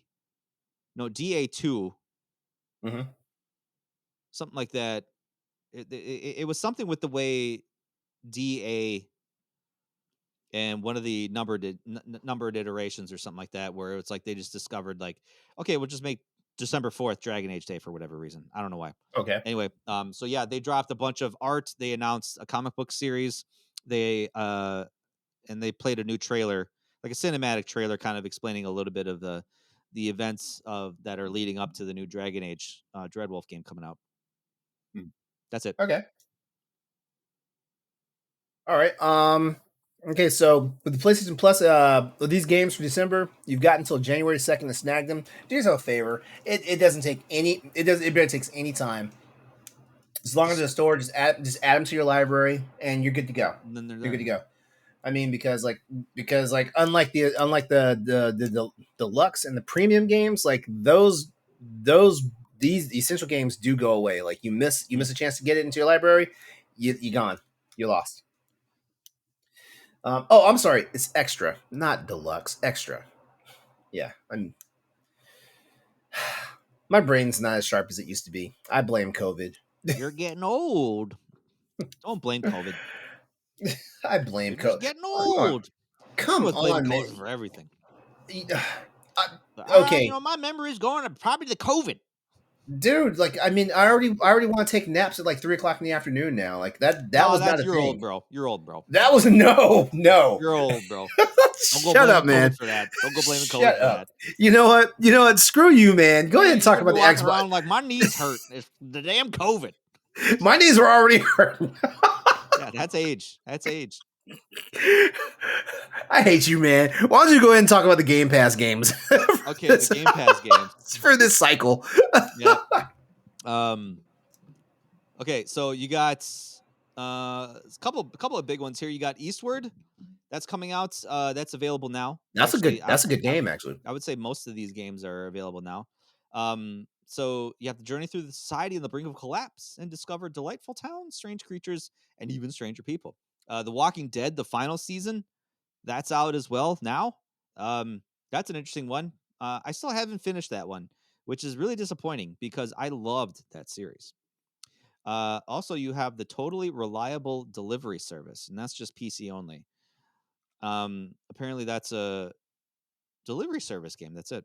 That's weird that we have an actual Xbox Game Pass, a Game Pass title that's only on the PC. That's weird. Yeah, that's very rare. It's very rare. But that's the only one that's PC only. Most of these are cloud and console and PC as well. So actually, what's out today? This is a big one. Lego Star Wars: The Skywalker Saga. Like that's a big one. I may actually Mhm. pick that one up because I didn't want to spend $60 on a Lego game. So the fact that it's on Game Pass, I may pick this up. Uh, this one's for the kids. Hello Neighbor 2, a stealth horror game is it about. is it for the kids? Is I it don't for the know. Like kids? I always hear like the kids are into this shit. But yeah, This it's game is basically this it's is like a Clock dark Tower. ass game. Well, I mean it is, but it's like kind of like Clock Tower, except your neighbor's a creep. So yeah, Chained Echoes. That's another one that's coming out this for Game Pass. So it's coming out on the 8th. So I think LeRon, you said you were talking about picking that one up. Yep. Looks So like it's I on don't. Game Pass. Yep. Metal Hellsinger, which is an interesting one. I thought it initially when Metal Hellsinger came out on the Game Pass a couple months ago. Apparently it was just the Series X. So now it's available for the Xbox One. So if you have the Xbox One, there you go. Um, High on Life. This is another day one Game Pass thing. Justin Roiland, the guy that's very well known for making, Rick and Morty and shit. This is his new game, so I'm actually pretty excited about this one. His sense of humor in video games is pretty good. You got Potion Craft, which is an alchemist potion making simulator game, and then you got Rainbow Billith, The Curse of the Leviathan. It's a 2.5D adventure puzzle platformer. I don't know why I did that in a southern accent, but whatever. So, in case you missed it, Battlefield 2042 is on Game Pass right now. If you have I did EA miss Play, that. if you I have did miss. EA Oh, Play, EA Play. There we go. yeah. So, here's what's leaving, and all the David Lasbys in the world cried I saw finding that. out Aliens Fire Team Elite is leaving on the 15th. You got That's Breath crazy Edge because leaving. I thought Fireteam Elite was going to be a permanent stay. Yeah. So you got Breath Edge leaving, Dragon Quest 11. A lot of these are good. Dragon Quest 11's leaving, Firewatch is leaving, Lake is leaving, One Piece, Pirate Warriors 4, Neoverse, Race with Ryan, Record of Lodos War, Deed Lit in Wonder Labyrinth, Rory McElroy, PGA Tour, and Transformers Battlegrounds. Some big ones. You know what? I'm just going to go ahead and say this. I have a funny feeling Aliens Fireteam Elite is leaving Xbox just to show up on PlayStation Plus next month. That's a valid. I feel like they're just making a trade because also Lake is leaving Xbox Game Pass, and I'm pretty sure that's going to wind up on PlayStation Plus now because Lake was one of those games that was showcased during during one of the PlayStation State of Plays. Yeah, that's right. Yeah, So, yeah. So I have a interesting. funny feeling like a couple of these are just going to walk across the street. Yeah, get their time in on the PlayStation side. Oh, that'd be Yeah, interesting. yeah. Interesting. Anyway, so Oh, and there's an editor's note saying that Hot Wheels Unleashed, the Game of the Year edition, is no longer coming that's on right. December the Yeah, 15th, missed that one. as Yeah, previously announced. There will yeah. be updates with the new date, but when there's more information to share, but it's not coming. I wonder why all of a sudden, because like it's weird for them to just like announce a game that's coming out and then all of a sudden just pull it. So it's weird. I don't know if they got a I wonder if there's licensing problems. I don't know. licensing contract, money. Yeah. Always has something to do Yeah. with money. Anyway, Yeah. Well, that's everything that you can get basically for I would say for free, but basically you're paying money you're paying as a for it. subscriber, Yeah, so there you still have it. cool. $15 a month. You know. I know. You get I don't know. Let me see. Let me see. If we look at the PlayStation Plus games alone, like you're getting about 100 and let's see. Mass Effect Legendary Edition came out at $60. Biomutant came out at $60. Divine Knockout, I'm not sure what that came out at. What's the MSRP on it? So I'm just gonna say you're getting at least $150 worth of games right there. Yeah. And that Game Pass stuff, that's legit like $300-400 of games. Just Hmm. for paying $15 a month. You know. And also we'd be doing a disservice by those games that are leaving Game Pass. Like as long as they're on Game Pass right now, you get some type of discount on them. So if there's any of those games you want to pick up and add to your library permanently, Twenty just go on over percent. to the shop and Yeah, buy them 20%. and get your discount. Like most of those games get at least 20% off. Most of them. Yeah, which isn't. I All right. mean, that's still good. Like a lot of these games are like pretty cheap as is. So Yeah, 30-40 bucks. You know. yeah. So it's like you basically got a free trial of the game, and if you like it, like you get a discount to show the developer some love. So Hmm. and in this day and age, the developers need all the love they can get. Yeah, man. All right. Well, enough of that topic. We need to talk about that Last of Us, especially that new Last of Us trailer that just dropped. I am 100% on board with Pedro Pascal being Joel. We I really never, I got to never had see any him. doubts. I was like, okay, that's an interesting choice. But listening to him act and listening to him, that scene where he's like, you're not family, you're cargo. I was like, yeah, Yeah, yeah, that's Joel. That's Joel, 100%. yeah, for real. So Yeah, so HBO premiered a new trailer for its live action adaptation of PlayStation's The Last of Us, which is a show which stars Pedro Pascal and Bella Ramsey as a titular. Their names are nowhere in the title. My bad. As Joel You're and just throwing Ellie tits from into everything. That's what you're doing. was that? You're just throwing tits into everything. Yeah, yeah. The adaptation of The Last of Us is premiering on January 15th, 2023 on HBO Max. And if you're across the pond over in the UK, it'll be out a day later on Sky TV. Uh, I gotta say, like, okay, the trailer doesn't really give a whole bunch away. Thank you for letting me know that, Yeah. because I was avoiding it because I didn't want to see any new spoilers. But I tell you what, at the end when you see the thing, and I'm just gonna say it like that, the thing, because Mhm. I want everybody just to run to the website and watch the trailer. When you see the thing, you're like, oh my god, Yeah. and and the creature effects. I didn't think the creature effects were going to look the way they do, but I am glad they look the way they do. hmm It looks terrifying. Like they actually do Yeah, a yeah, really good job of, just adding the tension to it. At least yeah. in the So trailer. Like I said, I mean, it could be different once we start watching it, but like, that was the one thing about Last of Us is that there was always tension. Like it wasn't just necessarily like here comes a bunch of clickers like coming at your way. Like there was tension. There yeah, was you had to like stealth sneak around. You knew that sometimes when you get into a melee situation with those clickers in the game, like a lot you of should times you have a don't look. survive. Yeah. Yeah, So your shit had a look. so I really think nailing down that tension with this series, I think is going to be kind of what tickles the taints of all the gamers out there. Yeah. Yeah, and just for a little bit of trivia about this show is co-written and executive produced by Craig Mazin, who you may know as the creator of the wonderful miniseries Chernobyl. Like that was some good stuff. Mhm. As well as Naughty Dog's vice president Neil Druckmann, and it will cover the events of the first game. But it's also said that it may include some content based on The Last of Us Part Two. So there is that. We've also got like as far as like we already mentioned Pedro Pascal and Bella Ramsey in the show as the lead characters. We've also got Tandy Newton. Um, Haven't seen her in a while. wait, yeah. Well, I'm sorry. Tandy Newton was name dropped, but Nico Parker is the actual is her daughter, Oh, uh, okay. and she'll be playing Joel's daughter Sarah in the show. Which rest in peace. Oh, Spoiler alert. Spoiler alert. Gabriel Luna, who we know from Agents of Shield, he was Ghost Rider in season 4, or he was also the latest Terminator in Terminator Genesis. He's also going to be in the show as Joel's brother Tommy. So I will say this: they diversified the cast because I mean, technically, these are all some white boys. If I'm being serious for a moment here, yeah. I mean, yeah. people So need to understand there's different kinds of people out they there. diversified the cast, and you know what? Like I'm here for it. Yeah. Also, like these are fictional Well, characters anyway. Like who Neil they do they Druckmann, have?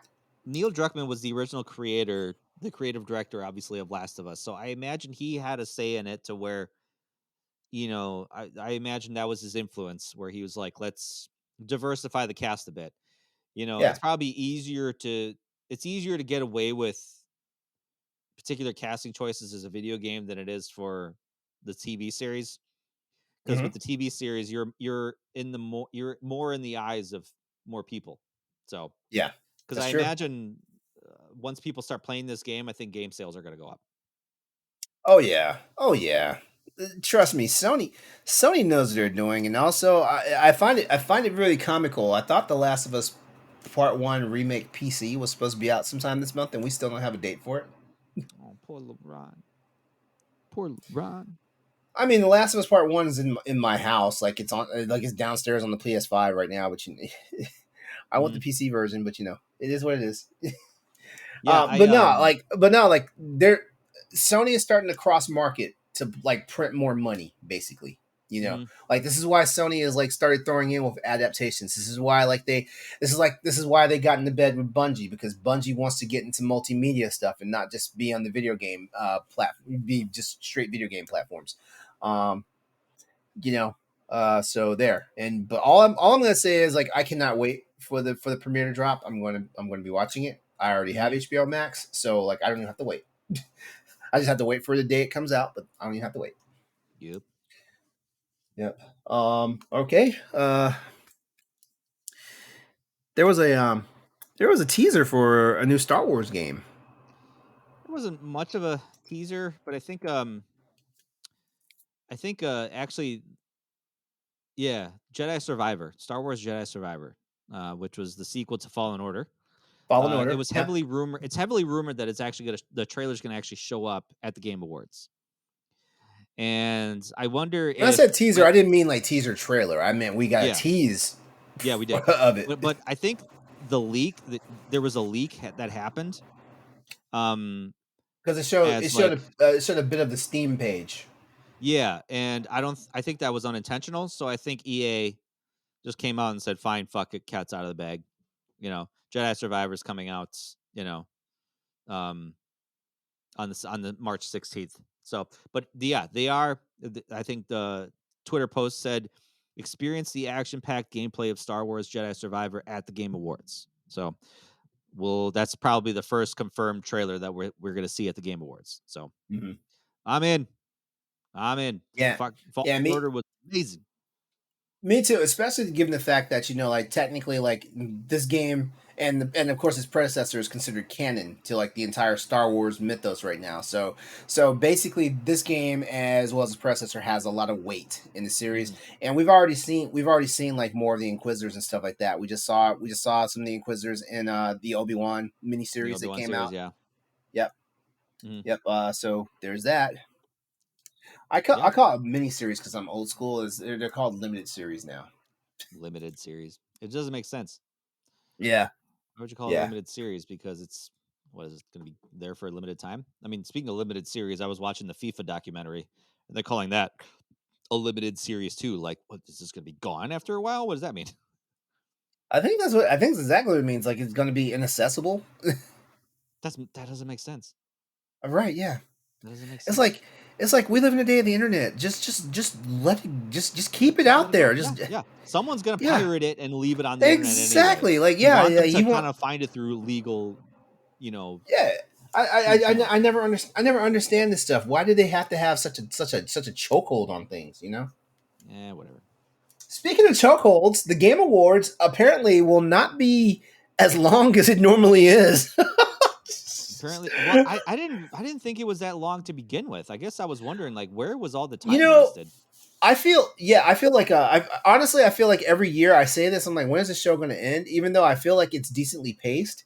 I think the Yeah, it's about problem is, 2.5 hours. I mean, I think I that's think decent for an awards show. I think the problem is that like I think where it starts getting tedious for viewers is when they start release is when they start like revealing like the winners of categories that we're not getting any real spotlight. You know what I mean? Hmm. Yeah. Which I, speaking I of mean, I hope they still do that because I think that still needs to be shown, to the audience. I always hate that where it's yeah, like, oh, hey, we just gave this award for this artist or whatever in the back, and we're not even going to fucking mention it because it's not important. So I hope, yeah, I hope they at least still do that where like Geoff Keighley comes out and says like, hey, and the award for the best content creator goes to so and so. So right, yeah, but yeah. maybe So they won't talk to the devs for a long time because I know sometimes where it's like, "Hey, you got this new game that you're working on. Yeah, it's a procedurally generated third-person action adventure roguelike some of simulator those can be multiplayer game." And it's like those go on for a long time. It's like, "Okay, yeah, some that's of those enough." can be cringe because sometimes it feels like they were not ready to talk about it. Yep. Yep. So Yeah, just give me a fucking trailer and get the fuck out. yeah, yeah. But the reason why we're talking about all this Game Awards stuff is because guess what? The Game Awards is happening this Thursday. As a matter of fact, the very day that this show goes live, I may have to actually put the show live early on Put it out in YouTube, the morning, just man. so, just so, because like I put it out. If it goes out at 7 o'clock, that's prime time for the Game Awards. Nobody will watch my show, so Yeah. I guess I need to put it out Thursday morning. Put it out Thursday morning right away, 5:30. Yeah, Right yeah. when you wake up, Crossroads. We're here. We're here for you. All right, so ladies and gentlemen, here we have it. The Game Awards is happening this Thursday, and Stoy and I are going to sit down and we're going to give some predictions and some feedback for what we may or may not expect for this show. So we haven't gone through what happens to the loser. Does something need to happen to the loser? Yes, something needs to happen if What? you make the least amount of correct answers. I'm not. I'm Come not on, doing this is anything a competition. undignified. This is a competition. I'm not saying you got to like run through a corn patch naked. I'm not saying anything like that. I'm saying like maybe It's cold. Do you know the shrinkage that'll happen? Dude, It's cold I outside. live in Wisconsin. It is 20 degrees outside right now. I know it's cold. You live in fucking Virginia, man. It's like what, 50, and you guys are like, oh boy, my knees are hurting. It's to below 50. Goddamn COVID. No, we gotta like do something like play a game that so like. No, you're not making me play JoJo Siwa. If I lose, listen. If I lose, I have to play Monster Hunter Rise. And if you lose, you have to play JoJo easy Siwa. for you. That's easy for you. It's coming out for free because I don't have it. It's coming out for free. I mean, JoJo Siwa was $20 right now, man. Okay, we'll find something weird to play on Game Pass or PlayStation Extra or whatever. Okay. Okay. But we got to play a game. One of us has to play a game that we would normally not play. That we would normally not play. It has to be picked by one of us. Wait, you're saying you would never not play Monster Hunter? You're saying that? I'm not. No. Because you play stories. I feel like stories is your gateway drug to mainstream Monster Hunter. I played World like all of like 4 hours. Oh damn! It came out. Yeah. Okay. Yeah. I mean, my guys tried. No, I get it. I get it. Monster Hunter is not for everybody. I get it. Yeah, I get it. I tried. My like I said, but I swear to God, if you play that Monster Hunter clone that's coming out from that studio, I will. We will fight. What are you talking about? What's the name of the game? I think I know what you're talking about. I just have no idea what it is. Anyway, what's the game? The idea of this game, while LeRon looks that up, the idea of this game is basically we're going to go through the majority of the categories, and we're each going to pick what we predict will win, and then we'll have a little bit of discussion on it. We'll go boom, boom, boom, boom, boom, and then afterwards, we're going to see after the awards ceremony, we're going to see which one of us was more right. We are not going to go through like the esports categories. Pretty much because I don't know esports at all. I don't know enough about do it content either. creator because I'm not. I don't know. I just don't follow streamers. I'm not a nominee on the list, so it doesn't fucking matter to me. Well, the content creators, I'm like, come on. There's like better channels. There's better YouTube channels, and there's better streamers out there that actually provide much better content than these people. I imagine. Who is on that list? I'm curious. I didn't even look. I mean, they're like streamers basically, and it's like, yo, Nibelian's on here. Yeah, and I think what was that other dude? Ludwig. Ludwig. Yeah, I know. Okay, Ludwig, I can get behind. I've seen his shit. Yeah, but Nibelian, I don't even think Nibelian was a content creator. I think he was more of just an information person. Great diverse cast of people. Yeah. All white people.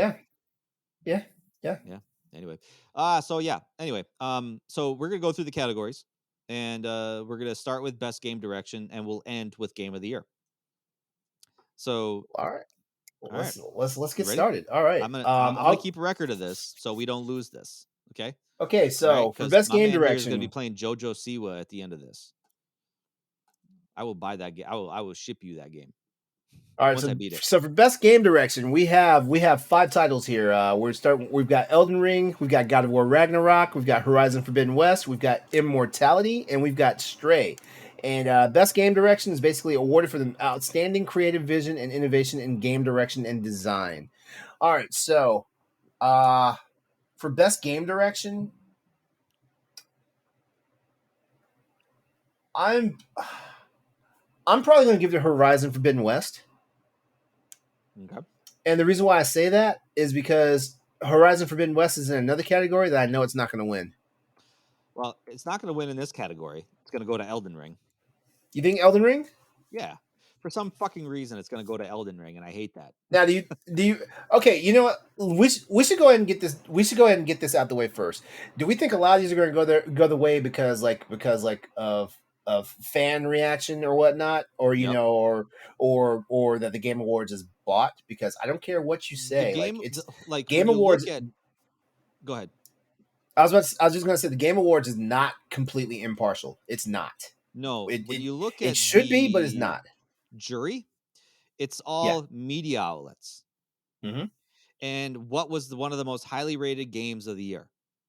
Elden Ring. It was the Elden first Ring. game of the year Yeah. to get all People the were scores that it crying that got, this game was game of the year well before anything else came out. So, and it was what the it was 2 years running back to back the most anticipated game. mhm, yeah. Yeah. So, Yeah, um, you probably got this one. yeah, I mean, I don't know. Like I said, I would like Forbidden West to win, but Hmm. ultimately, I think it's going to go to Elden Ring because everybody loved the fact of the way, the creative vision of how to play that game. Like I said, Horizon Forbidden West, God of War Ragnarok, kind of similar in nature. Stray, I just think that's too indie for to stand Yeah. any chance. You know, Yeah. um, it's just, I mean, I like Stray, you know, but I just don't think it's going to cut it. So, All right. all right, best All right. narrative. Yep. For Your turn. outstanding storytelling and narrative development in a game. You got Plague Tale Requiem, Elden Ring, God of War Ragnarok, Horizon Forbidden West, and Immortality. I'm saying God of War Ragnarok. I will also agree with you on that one. Okay, all right. That'll be a free point for us if you know, that wins. Yeah, I looked at this list, and I'm sorry, I've never even played Elden Ring, but I can tell you right now there probably is no narrative at all to this There game, is no because like narrative in it. Like, why even put it in this category? it's a Like, it yeah just doesn't make sense. it's another Souls game, and like it's we have a term we have a term us writers, we have a term, it's called plot. What plot? Yeah, what plot? Yeah. So, Plague Tale Requiem has a really good narrative. I really have to get back into it, but I really think God of War is, the quintessential, like, it's got a better narrative. Like, it's got a better, more engaging story, more engaging characters. You know, I mean, I love Horizon Forbidden West. Honestly, the story in Horizon Forbidden West is the best out of all of them. But I think God of War tugs at the heartstrings a little bit more. My personal opinion. So. All right then. So next up we got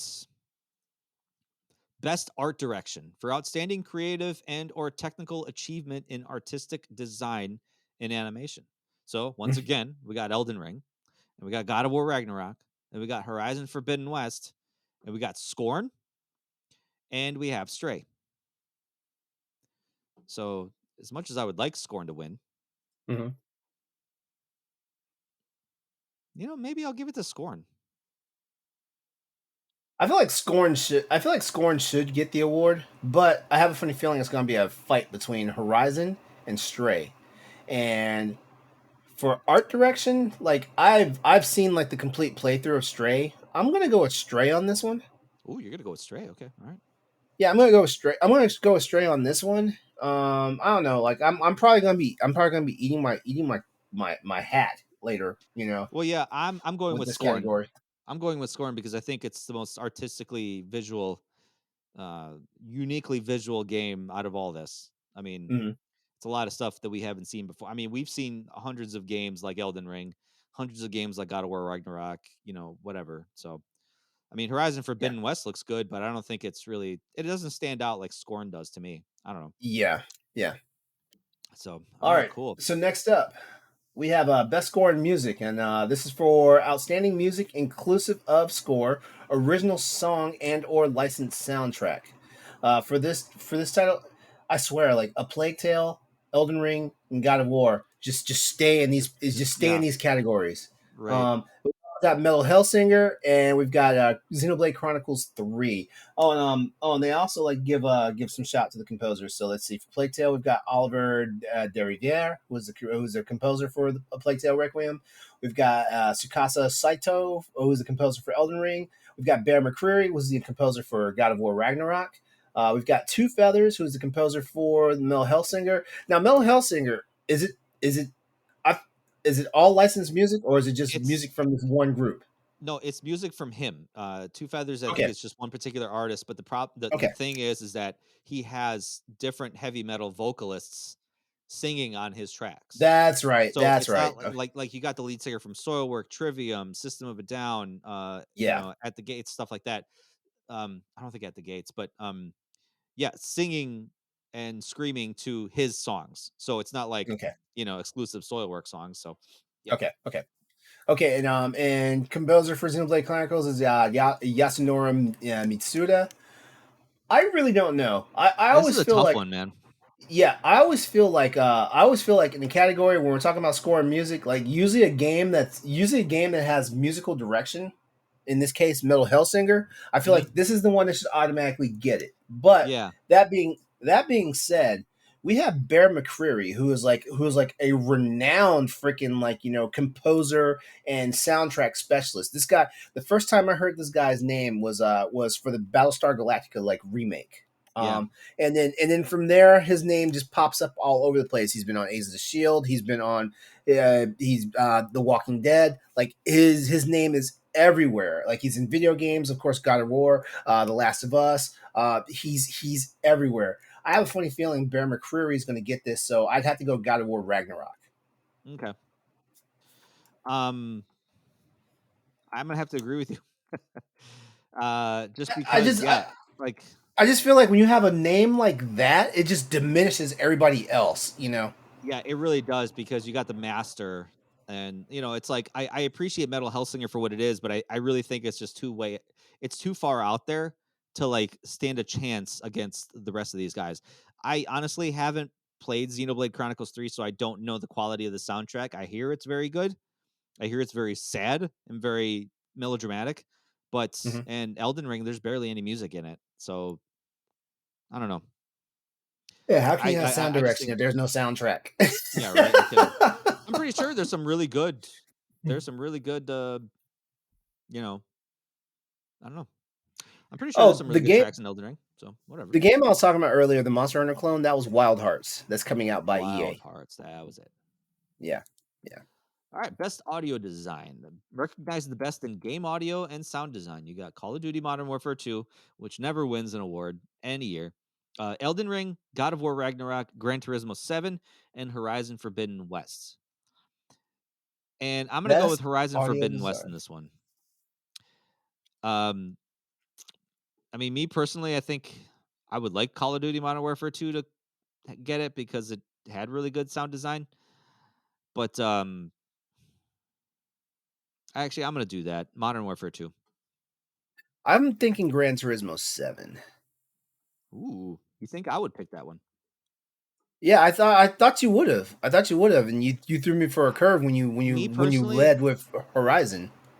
I've been so spoiled with Forza because Forza has 10 times the better sound design than Gran Turismo 7 does.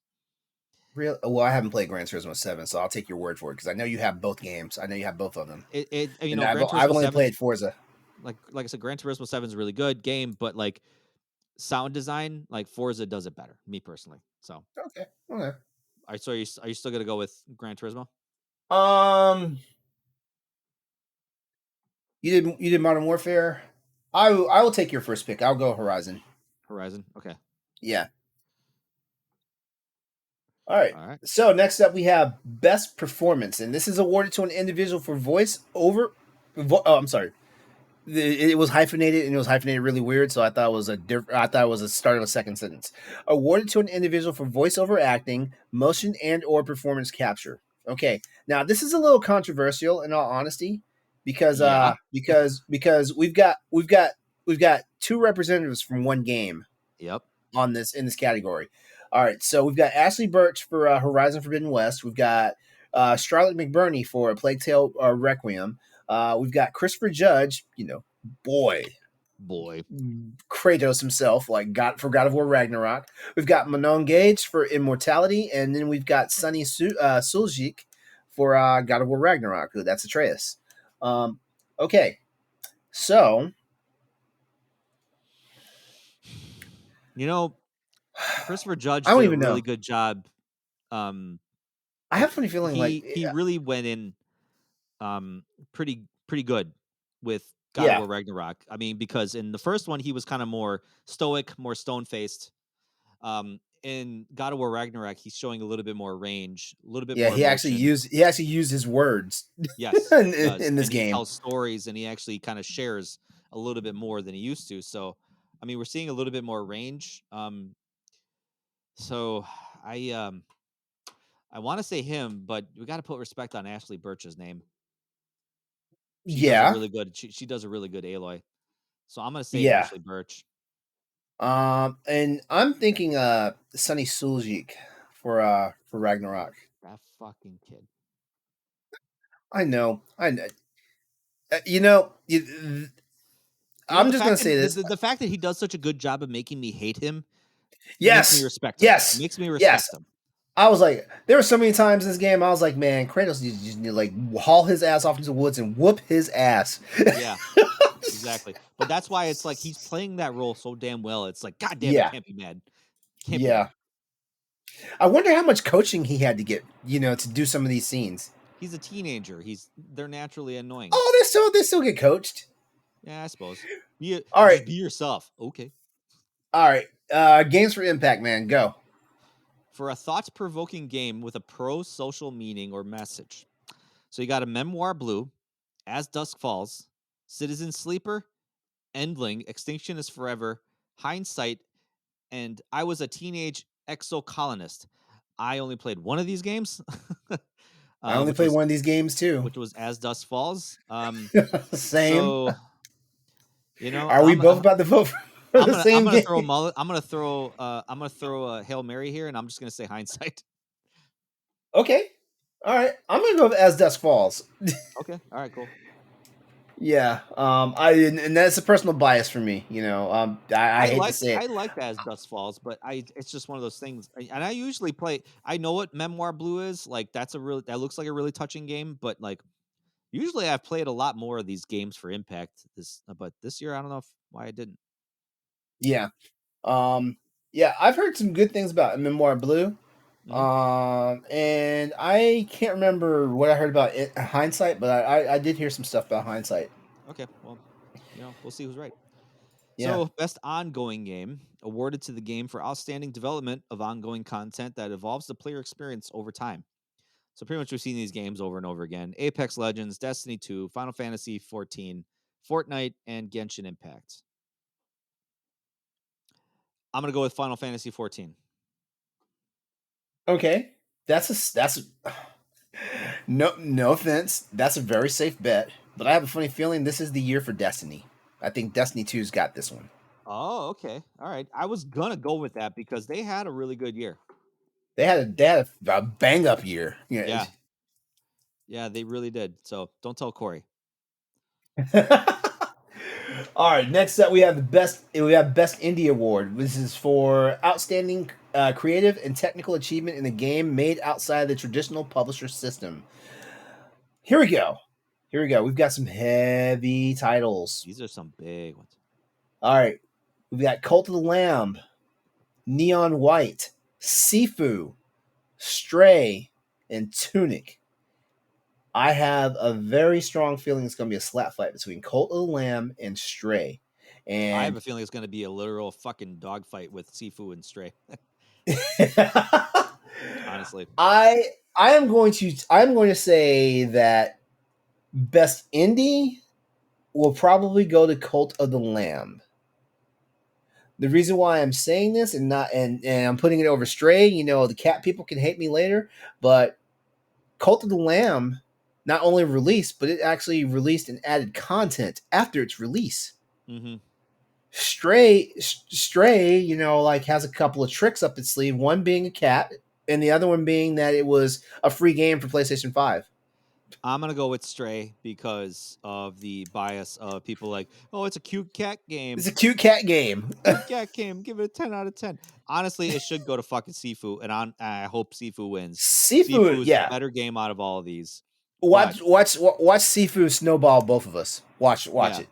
I already typed in my choice. I was gonna change it Yeah, later. I'm locked in on Cult of the Lamb. I'm locked Okay. in. All right. Cool. All right. Yeah. Oh, best of luck to all nominees. Best mobile game. I'm just gonna wash through this. Apex Legends Mobile, Diablo Immortal, Genshin Impact, Marvel Snap, and Tower of Fantasy. I'm just gonna say Marvel. I'm gonna say Genshin Impact. All right. All right, next up, we got best community support. Recognizing a game for outstanding community support, transparency, and responsiveness, inclusive of social media activity and game updates and patches. Now, last year, No Man's Sky won it, and it's on the list again this year. We've also got How many Fortnite, times is Final No Man's Fantasy. Sky gonna be like nominated for I this? know, I know. All these games like Fortnite is on it every fucking year. Yeah, yeah. We got okay. So No Man's Sky, Fortnite, Final Fantasy 14, Destiny 2, and Apex Legends. Well, I'm gonna go in on this one and say Destiny 2. Yeah, I'm gonna. You know what? We can't always keep voting the same. Because we got I think we got three titles where we voted the same. Three, 2. or at least two. I know it's at least two. Yeah, there's well, it was God of War Ragnarok for both. We voted the same for best narrative and best score and music. Okay. So I would also have said Destiny because they've been completely transparent with the fan base, especially after the whole bullshit about death threats and all this shit was going on. A Yeah. couple of guys got doxxed and everything. So they turned Mhm. around and said, "Hey, like we've got to step back our social media presence. That doesn't mean that we are ignoring you guys. We still see everything that you say and do, and we will also It always just implement takes this a few stuff." bad apples to spoil the bunch. Yep. Yep. So but like I said, Story and I can't keep voting the same way for everything, or nobody's gonna win, and we're both gonna be playing JoJo Siwa. So or we're both gonna be playing Monster Hunter. Yeah. So I'm gonna say for this one Apex Legends, because I also know that Respawn does actually have a very good like community driven like mentality. Okay. Oh, very cool. All right. You want to read this next one? Innovation in accessibility. Recognizing software and or hardware that is pushing the medium forward by adding features, technology, and content to help games be played and enjoyed by an even wider audience. This makes me mad because like I voted for this game in a different category, and I feel like this is where it should be voted for. We've got As Dusk Falls, as well as God of War Ragnarok, Return to Monkey Island, The Last of Us Part One, and The Quarry. Now, I know I've heard about everything that almost all these games have done as far as in innovation and accessibility and stuff There like is that. ton of innovation and accessibility in God of War Ragnarok, but not the one thing that I fucking need as a Was person that? that can't see reds very well. Oh, Um, I a can't high see contrast filter. I can't see reds very well, Uh-huh. and um, when the screen starts to turn red when you get low on health, I can't Yeah. see that. So So all of you a don't know sudden, you're I'll dying? abruptly, yeah, I don't know I'm dying. Oh So all of man. a sudden, I'll just like abruptly die. I was like, how come I didn't receive an indication? Because in the past, but it's so faint that I can't see it. And there's no way to change it. At least not that Uh I've discovered. yeah. So you're not getting my vote, God of War. All I'm right. voting Last of Us Part One. You're voting Last of Us because I'm voting Um, The Quarry. okay. Yeah, like I've played the Quarry for a little bit. As a matter of fact, with the exception of Return to Monkey Island and The Last of Us, I played pretty much the majority of these games and stuff like that. So Yeah. and I know of like their innovations in accessibility and stuff like that. But the Quarry actually did some pretty interesting and unique things. Not to say As Dusk Falls didn't, because I played and beat As Dusk Falls. And there was a lot of stuff going on that too. But I have a funny feeling that As Dusk Falls is a narrative game, Hmm. so it's not like God of War, The Last of Us, and The Quarry. Yeah. Where Right. Yeah. where you actually have like where it's tactile input, versus like you can just sit there and read. Hmm. I hate to say it. The QTE events in As Falls, like they weren't as groundbreaking as like Detroit Become Human or Beyond Two Souls. Right. So Yeah. yeah, yeah, I hate to say it. All All right, right. you're Best up. VR and AR game. The best game experience playable in virtual or augmented reality, irrespective of platform. And it was a very slow year for VR games. So we got After the Fall, Among Us VR, Bone Lab, Moss Book 2, and Red Matter 2. Now, Bone Lab I played. Moss Book 2 I mean I played the first one. I haven't played the second one yet. Um Among Us stop giving Among Us awards.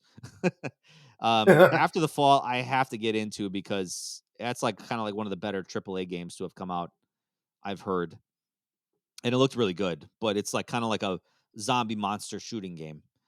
Mhm. Um, I want to say Moss Book 2. I was gonna say that too, just for the simple fact is like I could take it's my answer highly back. anticipated.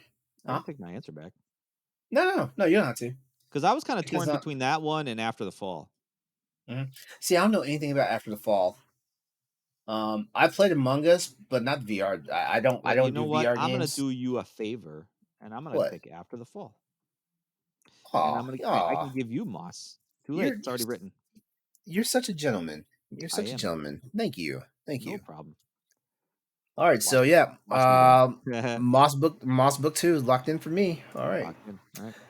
All right, next up we have best action game. All right, we already know what this means. It's the best game in the action genre, focused primarily on combat. One of these things is not like the other. We've got Bayonetta 3, Call of Duty Modern Warfare 2, Neon White, Sifu, and Teenage Mutant Ninja Turtles Shredder's Revenge. That one of these things is not like the other. That is definitely Modern Warfare 2. That should not be in this list. What do you mean it shouldn't be on this list? I mean, this category is tailored for Call of Duty Modern Warfare like games. Okay. All right. When I think of combat, I'm thinking of the shit that we see in Sifu, Ninja Turtles, Bayonetta. I'm not sitting here thinking about freaking like just ducking and shooting. I'm not. That's And action. That's maybe that's action. me maybe that's me just being callous. I mean, I enjoy a good shooter. I do. But I feel like you know what? I'm going to shut up. I mean, I'm going to whatever. say No, it's my fine. I'm going to say my pick for the best action game is Sifu. Okay. I'm gonna go with Teenage Mutant Ninja Turtles, I knew you would. and that's a reach because I really don't think it's gonna hold a candle up to any of these other games because I mean Bayonetta 3 is good, Mhm. but I don't think it's gonna get the votes. Neon White is a little bit too indie, and Call of Duty is just Call It of also Duty. plays like and it also Neon White's basically an Overwatch clone. Yeah, basically. Yeah. So and Call of Duty, like I don't think Call of Duty is ever gonna win an award at these things, just because like oh, it's just Call of Duty. So I don't know. It's gonna be one of us. I know that for sure. It's gonna be one of us. All right. Okay, so you got now. Try to tell the difference. Best action/adventure. For the best action adventure game, combining combat with traversal and puzzle solving. You got a Plague Tale Requiem, God of War Ragnarok, Horizon Forbidden West, Stray, and Tunic. Those last 3 titles alone are duking it out. Yeah. Those last 3 titles Let me. especially Stray, because Stray you actually had to you flex a little bit of mental muscle Mm-hmm. to get the puzzles done. You had Yeah. to. Yeah. But you know what? I have a funny feeling though. It says combining combat with traversal and puzzle solving. That is looking like Tunic for me. Tunic, really? Mm-hmm. Wow. Mm-hmm. I mean, that's all puzzle solving, honestly. I'm gonna go with Horizon Forbidden West. Love that game. It's got traversal, Yeah. and it's got a little bit of puzzle solving, but not too much. So, all right, best Best role playing. role playing game. For the Go for it. best game designed with rich player character customization and progression, including massively multiplayer experiences. Well, let's get into this. We have Elden Ring, Live Bullshit. Alive, Pokemon Legends Arceus, Triangle Strategy, Xenoblade Chronicles. Now, you know what? I'm going to make all you Nintendo fans happy tonight because I think this is the only place Xenoblade Chronicles 3 is going to get an award. This is the only place. So there you have it. And I'm saying this despite the fact that I love Triangle Strategy. I love it. And Live Alive is in my collection, but I have not started it yet, and I know for sure I'm going to love that when I start playing it. Mhm. I don't give a damn about Pokemon Arceus, and I do not give a damn about Elden Ring.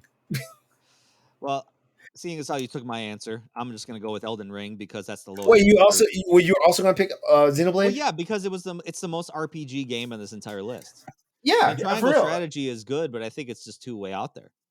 So Yeah, they're- tactical RPGs are very niche. yeah, very They niche. are. They are. And I love tactical RPGs. you know what? I'm gonna change my answer. Can I change my answer? You can change your answer. Okay. Nothing's locked in until we end in the round. All right. I'm gonna say Pokemon Legends, Wow. just because it's a Ooh. Pokemon game, Ooh. Ooh. and that got people's taints all tickled. So I'm gonna pimp you out in the boss rush chat later tonight. Ooh.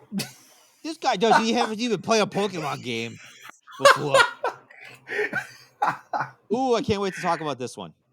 Best Go for it. fighting game. For the best game designed primarily around head to head combat, this is another one where one game is not like the other. You got DNF Duel, JoJo's Bizarre Adventure All Star Battle R, King of Fighters 15, Multiverses, and then Sifu. Sifu is kind of crazy because this is in the action Mm-hmm. category, but And it's it's in back the in fighting fighting. game. And it's in the fighting category only because the fact that it's like all hand to hand combat, but it's not a Yes. fighting game. It's not like the other ones. So it's like kind of weird that it's in here. Yeah, you've got traditional fighting games, and I know it's a stretch given that multiverses is in here. Yeah, right. And then you got Sifu. Hmm. Sifu's a brawler. Sifu should be in the same category as Ninja Turtles. Yeah, it really should, honestly. I don't know, man. I'm gonna go with DNF Duel because that's you. I mean, I seen JoJo Bizarre's Adventure, but Mhm. I'm DNF Duel. I think kind of got the fighting game community all hot and bothered. Here's where I think that's a good one. That's a good one. Um, going back to what I said about how I feel like the Game Awards is bought, especially with like the aggregators for like the It's reviews and bought? No way. yeah, I'm gonna say it's multiverses. Multiverses. Wow, that's a Yeah, stretch.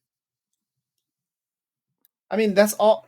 Okay, before I mean, multiverses came out, it's not bad. It's not bad. I played that one too, and that one's unique. Obviously, trying to catch on that. I shouldn't say it's unique because I'm about to say it copies Smash Brothers. So yeah, that's what it's doing. It's like, hey, let's copy that you for you. got to do you got to do this next category. Oh boy, can't wait. Best Nintendo game.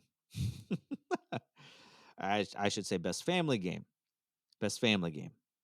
For the best game appropriate for family play, irrespective of genre or platform. Okay, sure. Sure.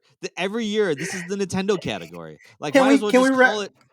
Can we just call it the best Nintendo game? Can we just do that? God.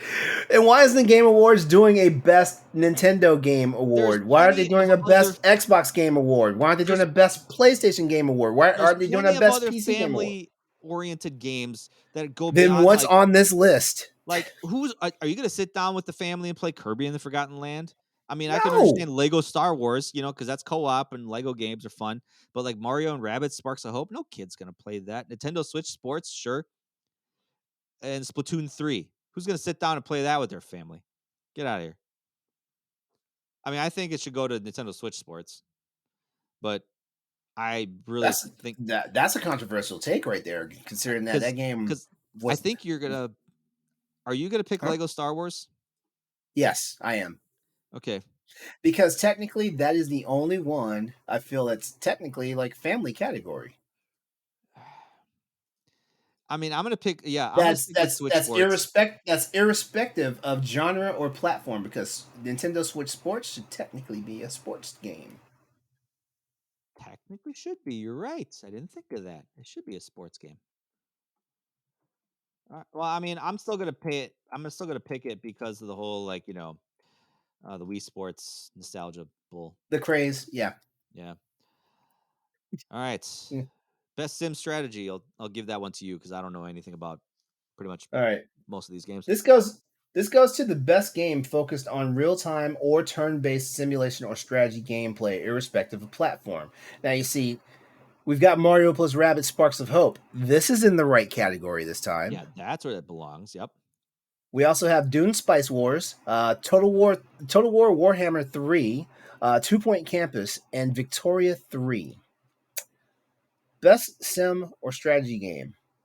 And you know what? Honestly, I take it back. Mario plus Rabbit Sparks of Hope shouldn't be in this category. It should have been in the RPG category. No, I think sim strategy. You think it works better? Yeah, I mean it's a It sim plays like strategy it plays. RPG, but I Uh think it huh. plays more like a sim game. Okay. All right. All right. I'll let you have that. Okay. I'm not picking it, but Oh, I didn't. No, no, no. I know. I mean, I'll let you like roll with that explanation. That okay. it makes sense. It makes Well, thank you. sense. Best sim or strategy game. Here's one of those situations where, as much as I love sim and strategy games, like I don't really know enough about most of these titles, Right. and I haven't added Mario plus Rabbit Sparks of Hope to my library, so I can't even be biased right now. Um, if I were to look at these, I would probably say Dune Spice Wars would probably get it. It's either going to be that or Warhammer 3. But Well, I'll take um I'll take Warhammer okay. because that's what I was gonna pick. And you're gonna Yeah, go well with Dune yeah, cuz Spice Wars? Warhammer is a Warhammer, well both Dune and Warhammer are legacy. Yeah. Like they've been trying to make Dune games a thing for like forever. Yep. And like I think the upcoming Dune game is probably going to be the one that actually starts winning some awards if they get that right, because I'm hearing a lot of stuff with alpha is going wrong. Well, that's what Alpha is for. Yeah. Um, all right. Well, I mean, because Warhammer is such a big community, and I heard Total War rated really well. Hmm. So, all right, cool. Best sports and racing game for the best traditional and non-traditional sports and racing game. Easy. You got F1 2022, FIFA 23, NBA 2K23, Gran Turismo 7, and Ali Ali World. Didn't you play Now, damn near all these games this year? pretty much, yeah, except NBA Yeah. 2K23. Yeah. Yeah. God damn it, FIFA better not win. No, ain't Yeah. nothing changed with FIFA. I know they got to put it on this category every year because everybody loves FIFA, but damn near they haven't changed anything for the last like 10 years. So don't give it to FIFA. I'm gonna put down Gran Turismo 7, just because it's Gran Turismo 7 and I love the hell out of that game. But That is a good pick. That's a good hey, pick. And since you're picking GT7, I will pick. I'll pick NBA 2K23. ooh, okay. This is the one where you could see the sweat. It was sweat was rendered in real time. Remember? Yeah, I was pretty impressed with that. That almost made me pick it up because I was like, damn, that's really good. Because I remember the first game I bought for the PS3 was NBA 2K7. Was it 2K7? Yeah, it was Hmm. 2K7. Hmm. And I remember being blown away at the detail, and I was like, shit, this looks really good. So, All right. all right. Here comes a slugfest. Here we go. We Yeah, got the really. best multiplayer category. And this is for outstanding online multiplayer gameplay and design, including co op and massively multiplayer experiences, irrespective of game genre or platform. We've got 5 games that are Call of Duty Modern Warfare 2, Multiverses, Overwatch 2, Splatoon 3, and Teenage Mutant Ninja Turtles Shredder's Revenge. Ugh, I want Shredder's Revenge to win this so My bad. my 12-year-old heart. Yes. Shredder's Revenge. Is that Shredder's what you're going Revenge. for? That's what I'm going for. All right, I'm going with Modern Warfare 2. I knew you would. Yeah, just because I mean, I This think it is fits the category more than Teenage Mutant Ninja Turtles does. yeah. But, yeah, this is one of the categories where I hope you win because I want Shredder's Revenge to win. All right, we've got one, two, three, four. We got 4 left. Yeah, we got 4 left. Yep. Best debut indie. For the best debut game created by a new independent studio, you got Neon White, you got Norco, Stray, Tunic, and Vampire Survivors. This is a tight category right here. Oh my god. Yeah, I'm gonna go with Tunic. This is where I say Stray wins. Okay. I was gonna go with Stray, and you're probably right. It's either Stray. Honestly, honestly, yo, like Neon White, Norco, Stray, Tunic, and Vampire Survivors. It seems like these five games have dominated some part of this year in Yeah. conversations. Like Hmm. Vampire Survivors right now is what everybody's talking about. And right before Vampire Survivors, it was Norco, and then right before Norco, it was Stray. Before Stray, it was Neon White, and before Neon White, it was Tunic. Like these were in the mouths of everybody this entire year. Yep. So Yeah. that's why I say it's a tight It's category. it's probably the tightest category in my honest opinion. Yeah, Like it's really tight. So it's kind of like yeah, this next one. yeah. We've Best got best adaptation. adaptation, recognizing outstanding creative work that faithfully and authentically adapts a video game to another entertainment medium. Okay, now that they've said that, I have to. Okay, let me name names first, and then I'll say what I'm about to say. All Yep. right, for the five titles, we've got Arcane League of Legends, Cyberpunk Edge Runners, The Cuphead Show. Those three titles alone was all Netflix. Yep. Then we got Sonic the Hedgehog 2, the movie, and we've got Uncharted the movie. Now, if we turn around and say, No if we love for Resident Evil. Welcome to Raccoon City. Come on. Come on. Okay, so remember, this is recognizing outstanding creative work that faithfully and authentically adapts a video game to another entertainment medium. Yep. That means Uncharted is automatically disqualified. Good movie, but nothing faithful and authentic about it. What? Damn. Okay. I love Uncharted. I do, Okay. but faithfully and authentically adapts a video game. That portion alone, right there, hurts that movie in the Okay. running.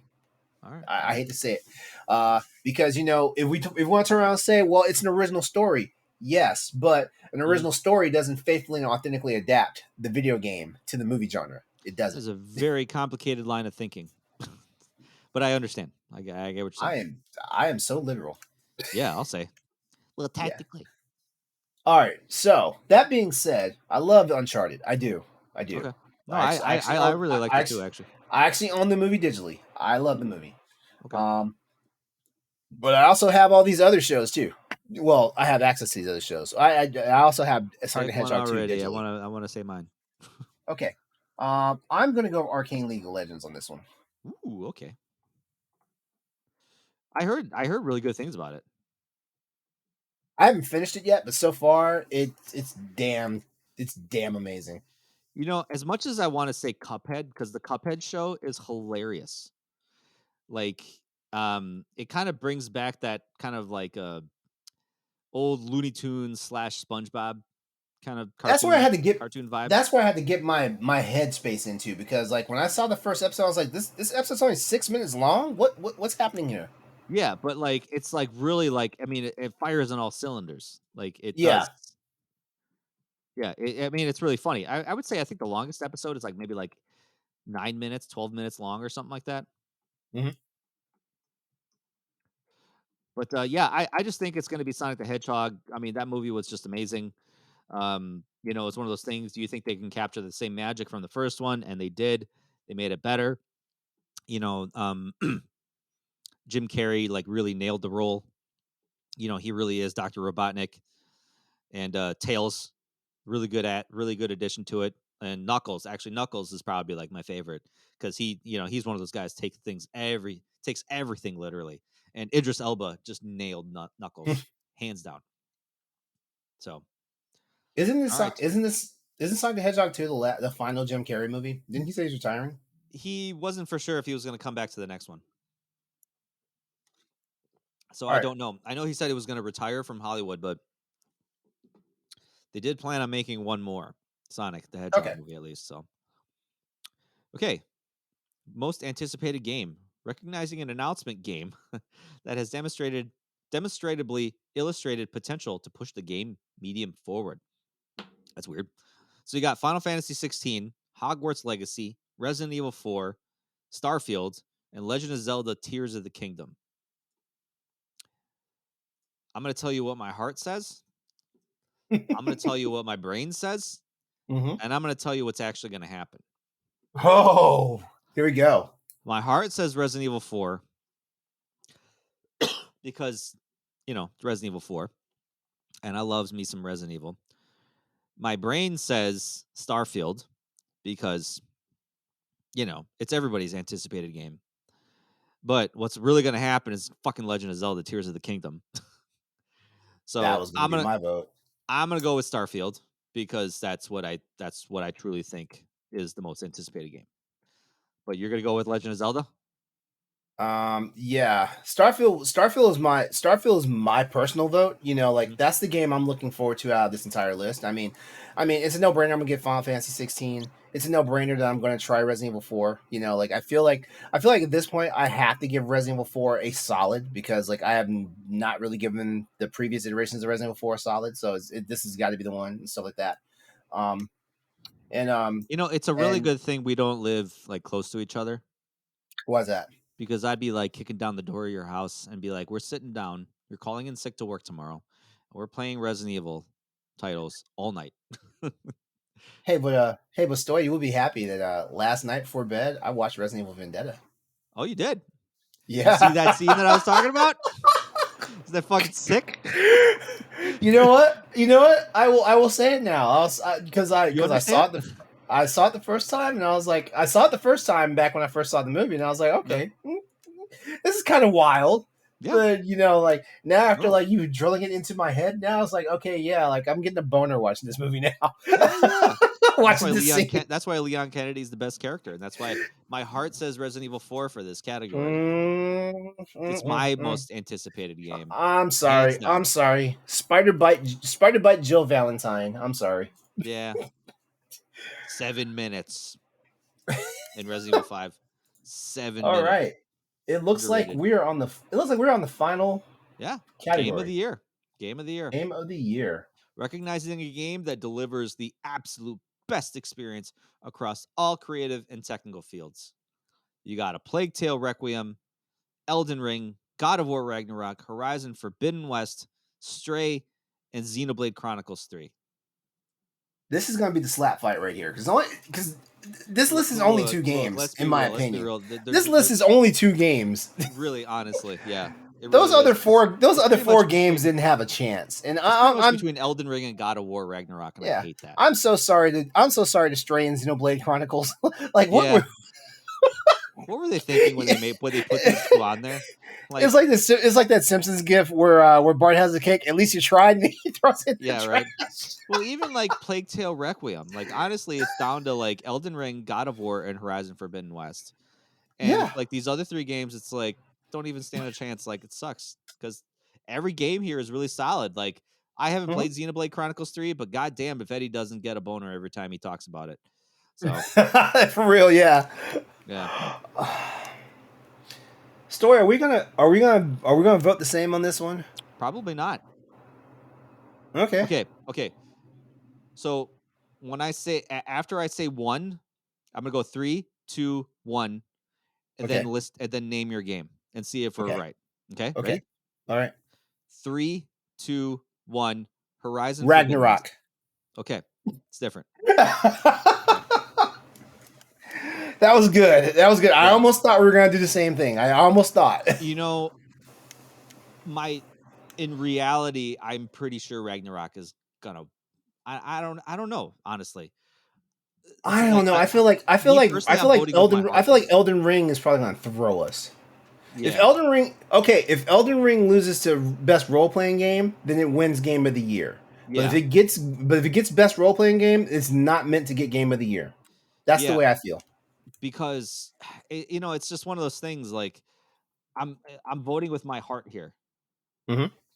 because for me, Horizon Forbidden West is my game of the year, hands down, 100%.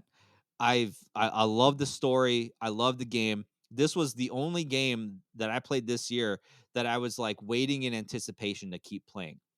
Like I would literally just like do my things in my day, and it's like I'm sitting here like I can't wait to sit down and play this game again because I can't wait to hear or find out more info about the world or find more about the characters and just Yeah. like every part of this game kind of made me really want to play it, you know. Hmm. And I put down everything else just to play this game. And like I said, this is that's the only game that props to Stray, props to God of War Ragnarok, still playing it, still absolutely love it. Elden Ring, didn't understand you, but I acknowledge that you did a great job.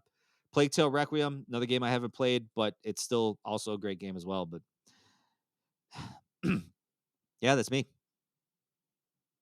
Yeah, yeah. God of War Ragnarok. I just feel like, it's bad because it's sad though, because like God of War Ragnarok's timing, coming out like when it did, I know it automatically soured a lot of people, you know, because Yeah, like especially since the like game was barely out a week, and yeah, then but it made the cap for like the Game Awards, yeah. and I don't think if it's by design, it's by Sony's design. Sony held out long enough, to make sure that it became a contender, for this year. Because if it missed this window, it would have been on the Game of Year contenders for next year anyway. So like it And I doesn't. almost think I almost think it would have been passed up because next year is going to be a banger year for games. And That's true. I think God of War Ragnarok would have gotten lost in the shuffle next year. So I really think this was like one of those like, well, next year it's going to be tough You for know you, what? so we'll just You know what? You're rush you in. right. You Yeah, know what? You're right, I because know I'm right. Cyberpunk missed the cap Yeah, the it year missed the cap, before, and and they it wound up in last year's, and yep, it didn't get it.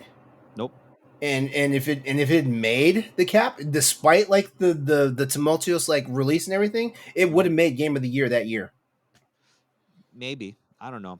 Well, I mean, maybe I don't I think the know. game really I speaks guess like that. I'm being fanboy on that one, because Yeah, I love Cyberpunk. I I did. do too. I still have to finish it, Yeah, but yeah. it's Oh, just same, tough. There's too many same. games. Yeah, yeah. Um, Anyway, but yeah. That that's was it. that was pretty fun. Yeah. So we'll I'm sorry, see. my phone died, so I had to like throw it on the charger, and then I had to like turn it back on. Oh no, it's all good. Yeah, Yeah, that's like I said, we didn't go through all the categories, but those are the ones that we kind of have the most experience in, and the one that we have most stake in. So yeah. yeah. Practically all these games, like, are games. All these games that we talked about tonight in these different categories, and we actually threw our votes on. These are games that we either heard about or we talked about throughout the course of the year. On the EXP Cast or on the Crossroads show. So Hmm. like, there you go. Sure. You know, like there's some input for everybody out there. You know what I mean? Yep. Um, but all that being said, you know what? We're gonna go ahead and wrap it up. And I will just go ahead and say right now that that's our show for tonight. And as always, we'd like to give a big thank you for tuning into the Crossroads Show. And we want you to be able to get in contact and stay in touch with us, and like, talk to us, keep the narrative going, things like that. So before we head out, we're gonna tell you where you can find us at. Stoy, you go first, man. Well, if you want to keep listening to me, I'm on the EXP Cast. We're a video game podcast with the Boss Rush Network as well. You can find us on Facebook, Twitter, Instagram at EXP Cast. And you can also follow me on my personal Twitter at Stoy, MKE, and the number 8. All right. And as always, you can find me on social media as well as YouTube and Twitch, and also on various different gaming networks by looking up Exodus 803. Don't not forget, I am one of the hosts for the Boss Rush podcast with our partners, bossrush.net, which you can see us every Wednesday night on twitch.tv/Boss Rush Network at 8:30 p.m. Eastern Standard Time. And if you're a member of the Boss Rush Patreon, you can always catch early episodes of the Boss Rush After Dark show, where I'm the host for that. And just remember, that's our show that's not always content appropriate for the anchor shows for the rest of the network. So there's always some frisky, fun talk happening over there, things like that. The only shout out I have tonight for the bossrush.net that you may want to check out is head over to bossrush.net right now and check out the Boss Rush banner from December the 1st. Who is the most powerful robot master of the Mega Man series, particularly Mega Man 1 through 6? Stoy. The answer will shock you. Do you think I'm right, though? Did you read it? Do you think I'm right? I didn't You get all didn't the way to read the it. end of it, but let me Oh, look at it right now. Hold on. I knew you were gonna pick that guy. of course. I knew it. Of course. But Come then on. again, There's no but then, argument. ag- There's no but then argument. again, that was like the most OP weapon in the first There's 6 no Mega Man argument. There's no games. argument. There's no argument. It was Don't even it at was the me. most the most OP weapon and was the most like that weapon was doing the most. Yes. That's why it's a shoe-in. That's why it's no contest. That weapon was doing the most. Even. Oh my god. Don't even. Come on. If you'd like to keep the conversation going with us, you can find the Crossroads Video Game Podcast over on Twitter at Crossroads_VGP. If you enjoyed this show tonight, go ahead, like, share, and subscribe to the YouTube channel. Hit the notification bell so you don't miss a new episode when the episodes come out. And also on the podcast side, leave us a review and a 5-star rating wherever you're listening to the show. We love you guys, and guess what? This has been episode 102 of the Crossroads Podcast. Keep on playing games out there. We've got a couple more weeks left through the year. We've got at least one more show happening before the end of the year. So be on the lookout for that. And as a partner with the Boss Rush Network, we want you to make sure to go out there, play games, be better, and come back and join us for our next all-new episode of Crossroads. You guys have a great night. It's been wonderful, and we will see you on the next episode. Bye.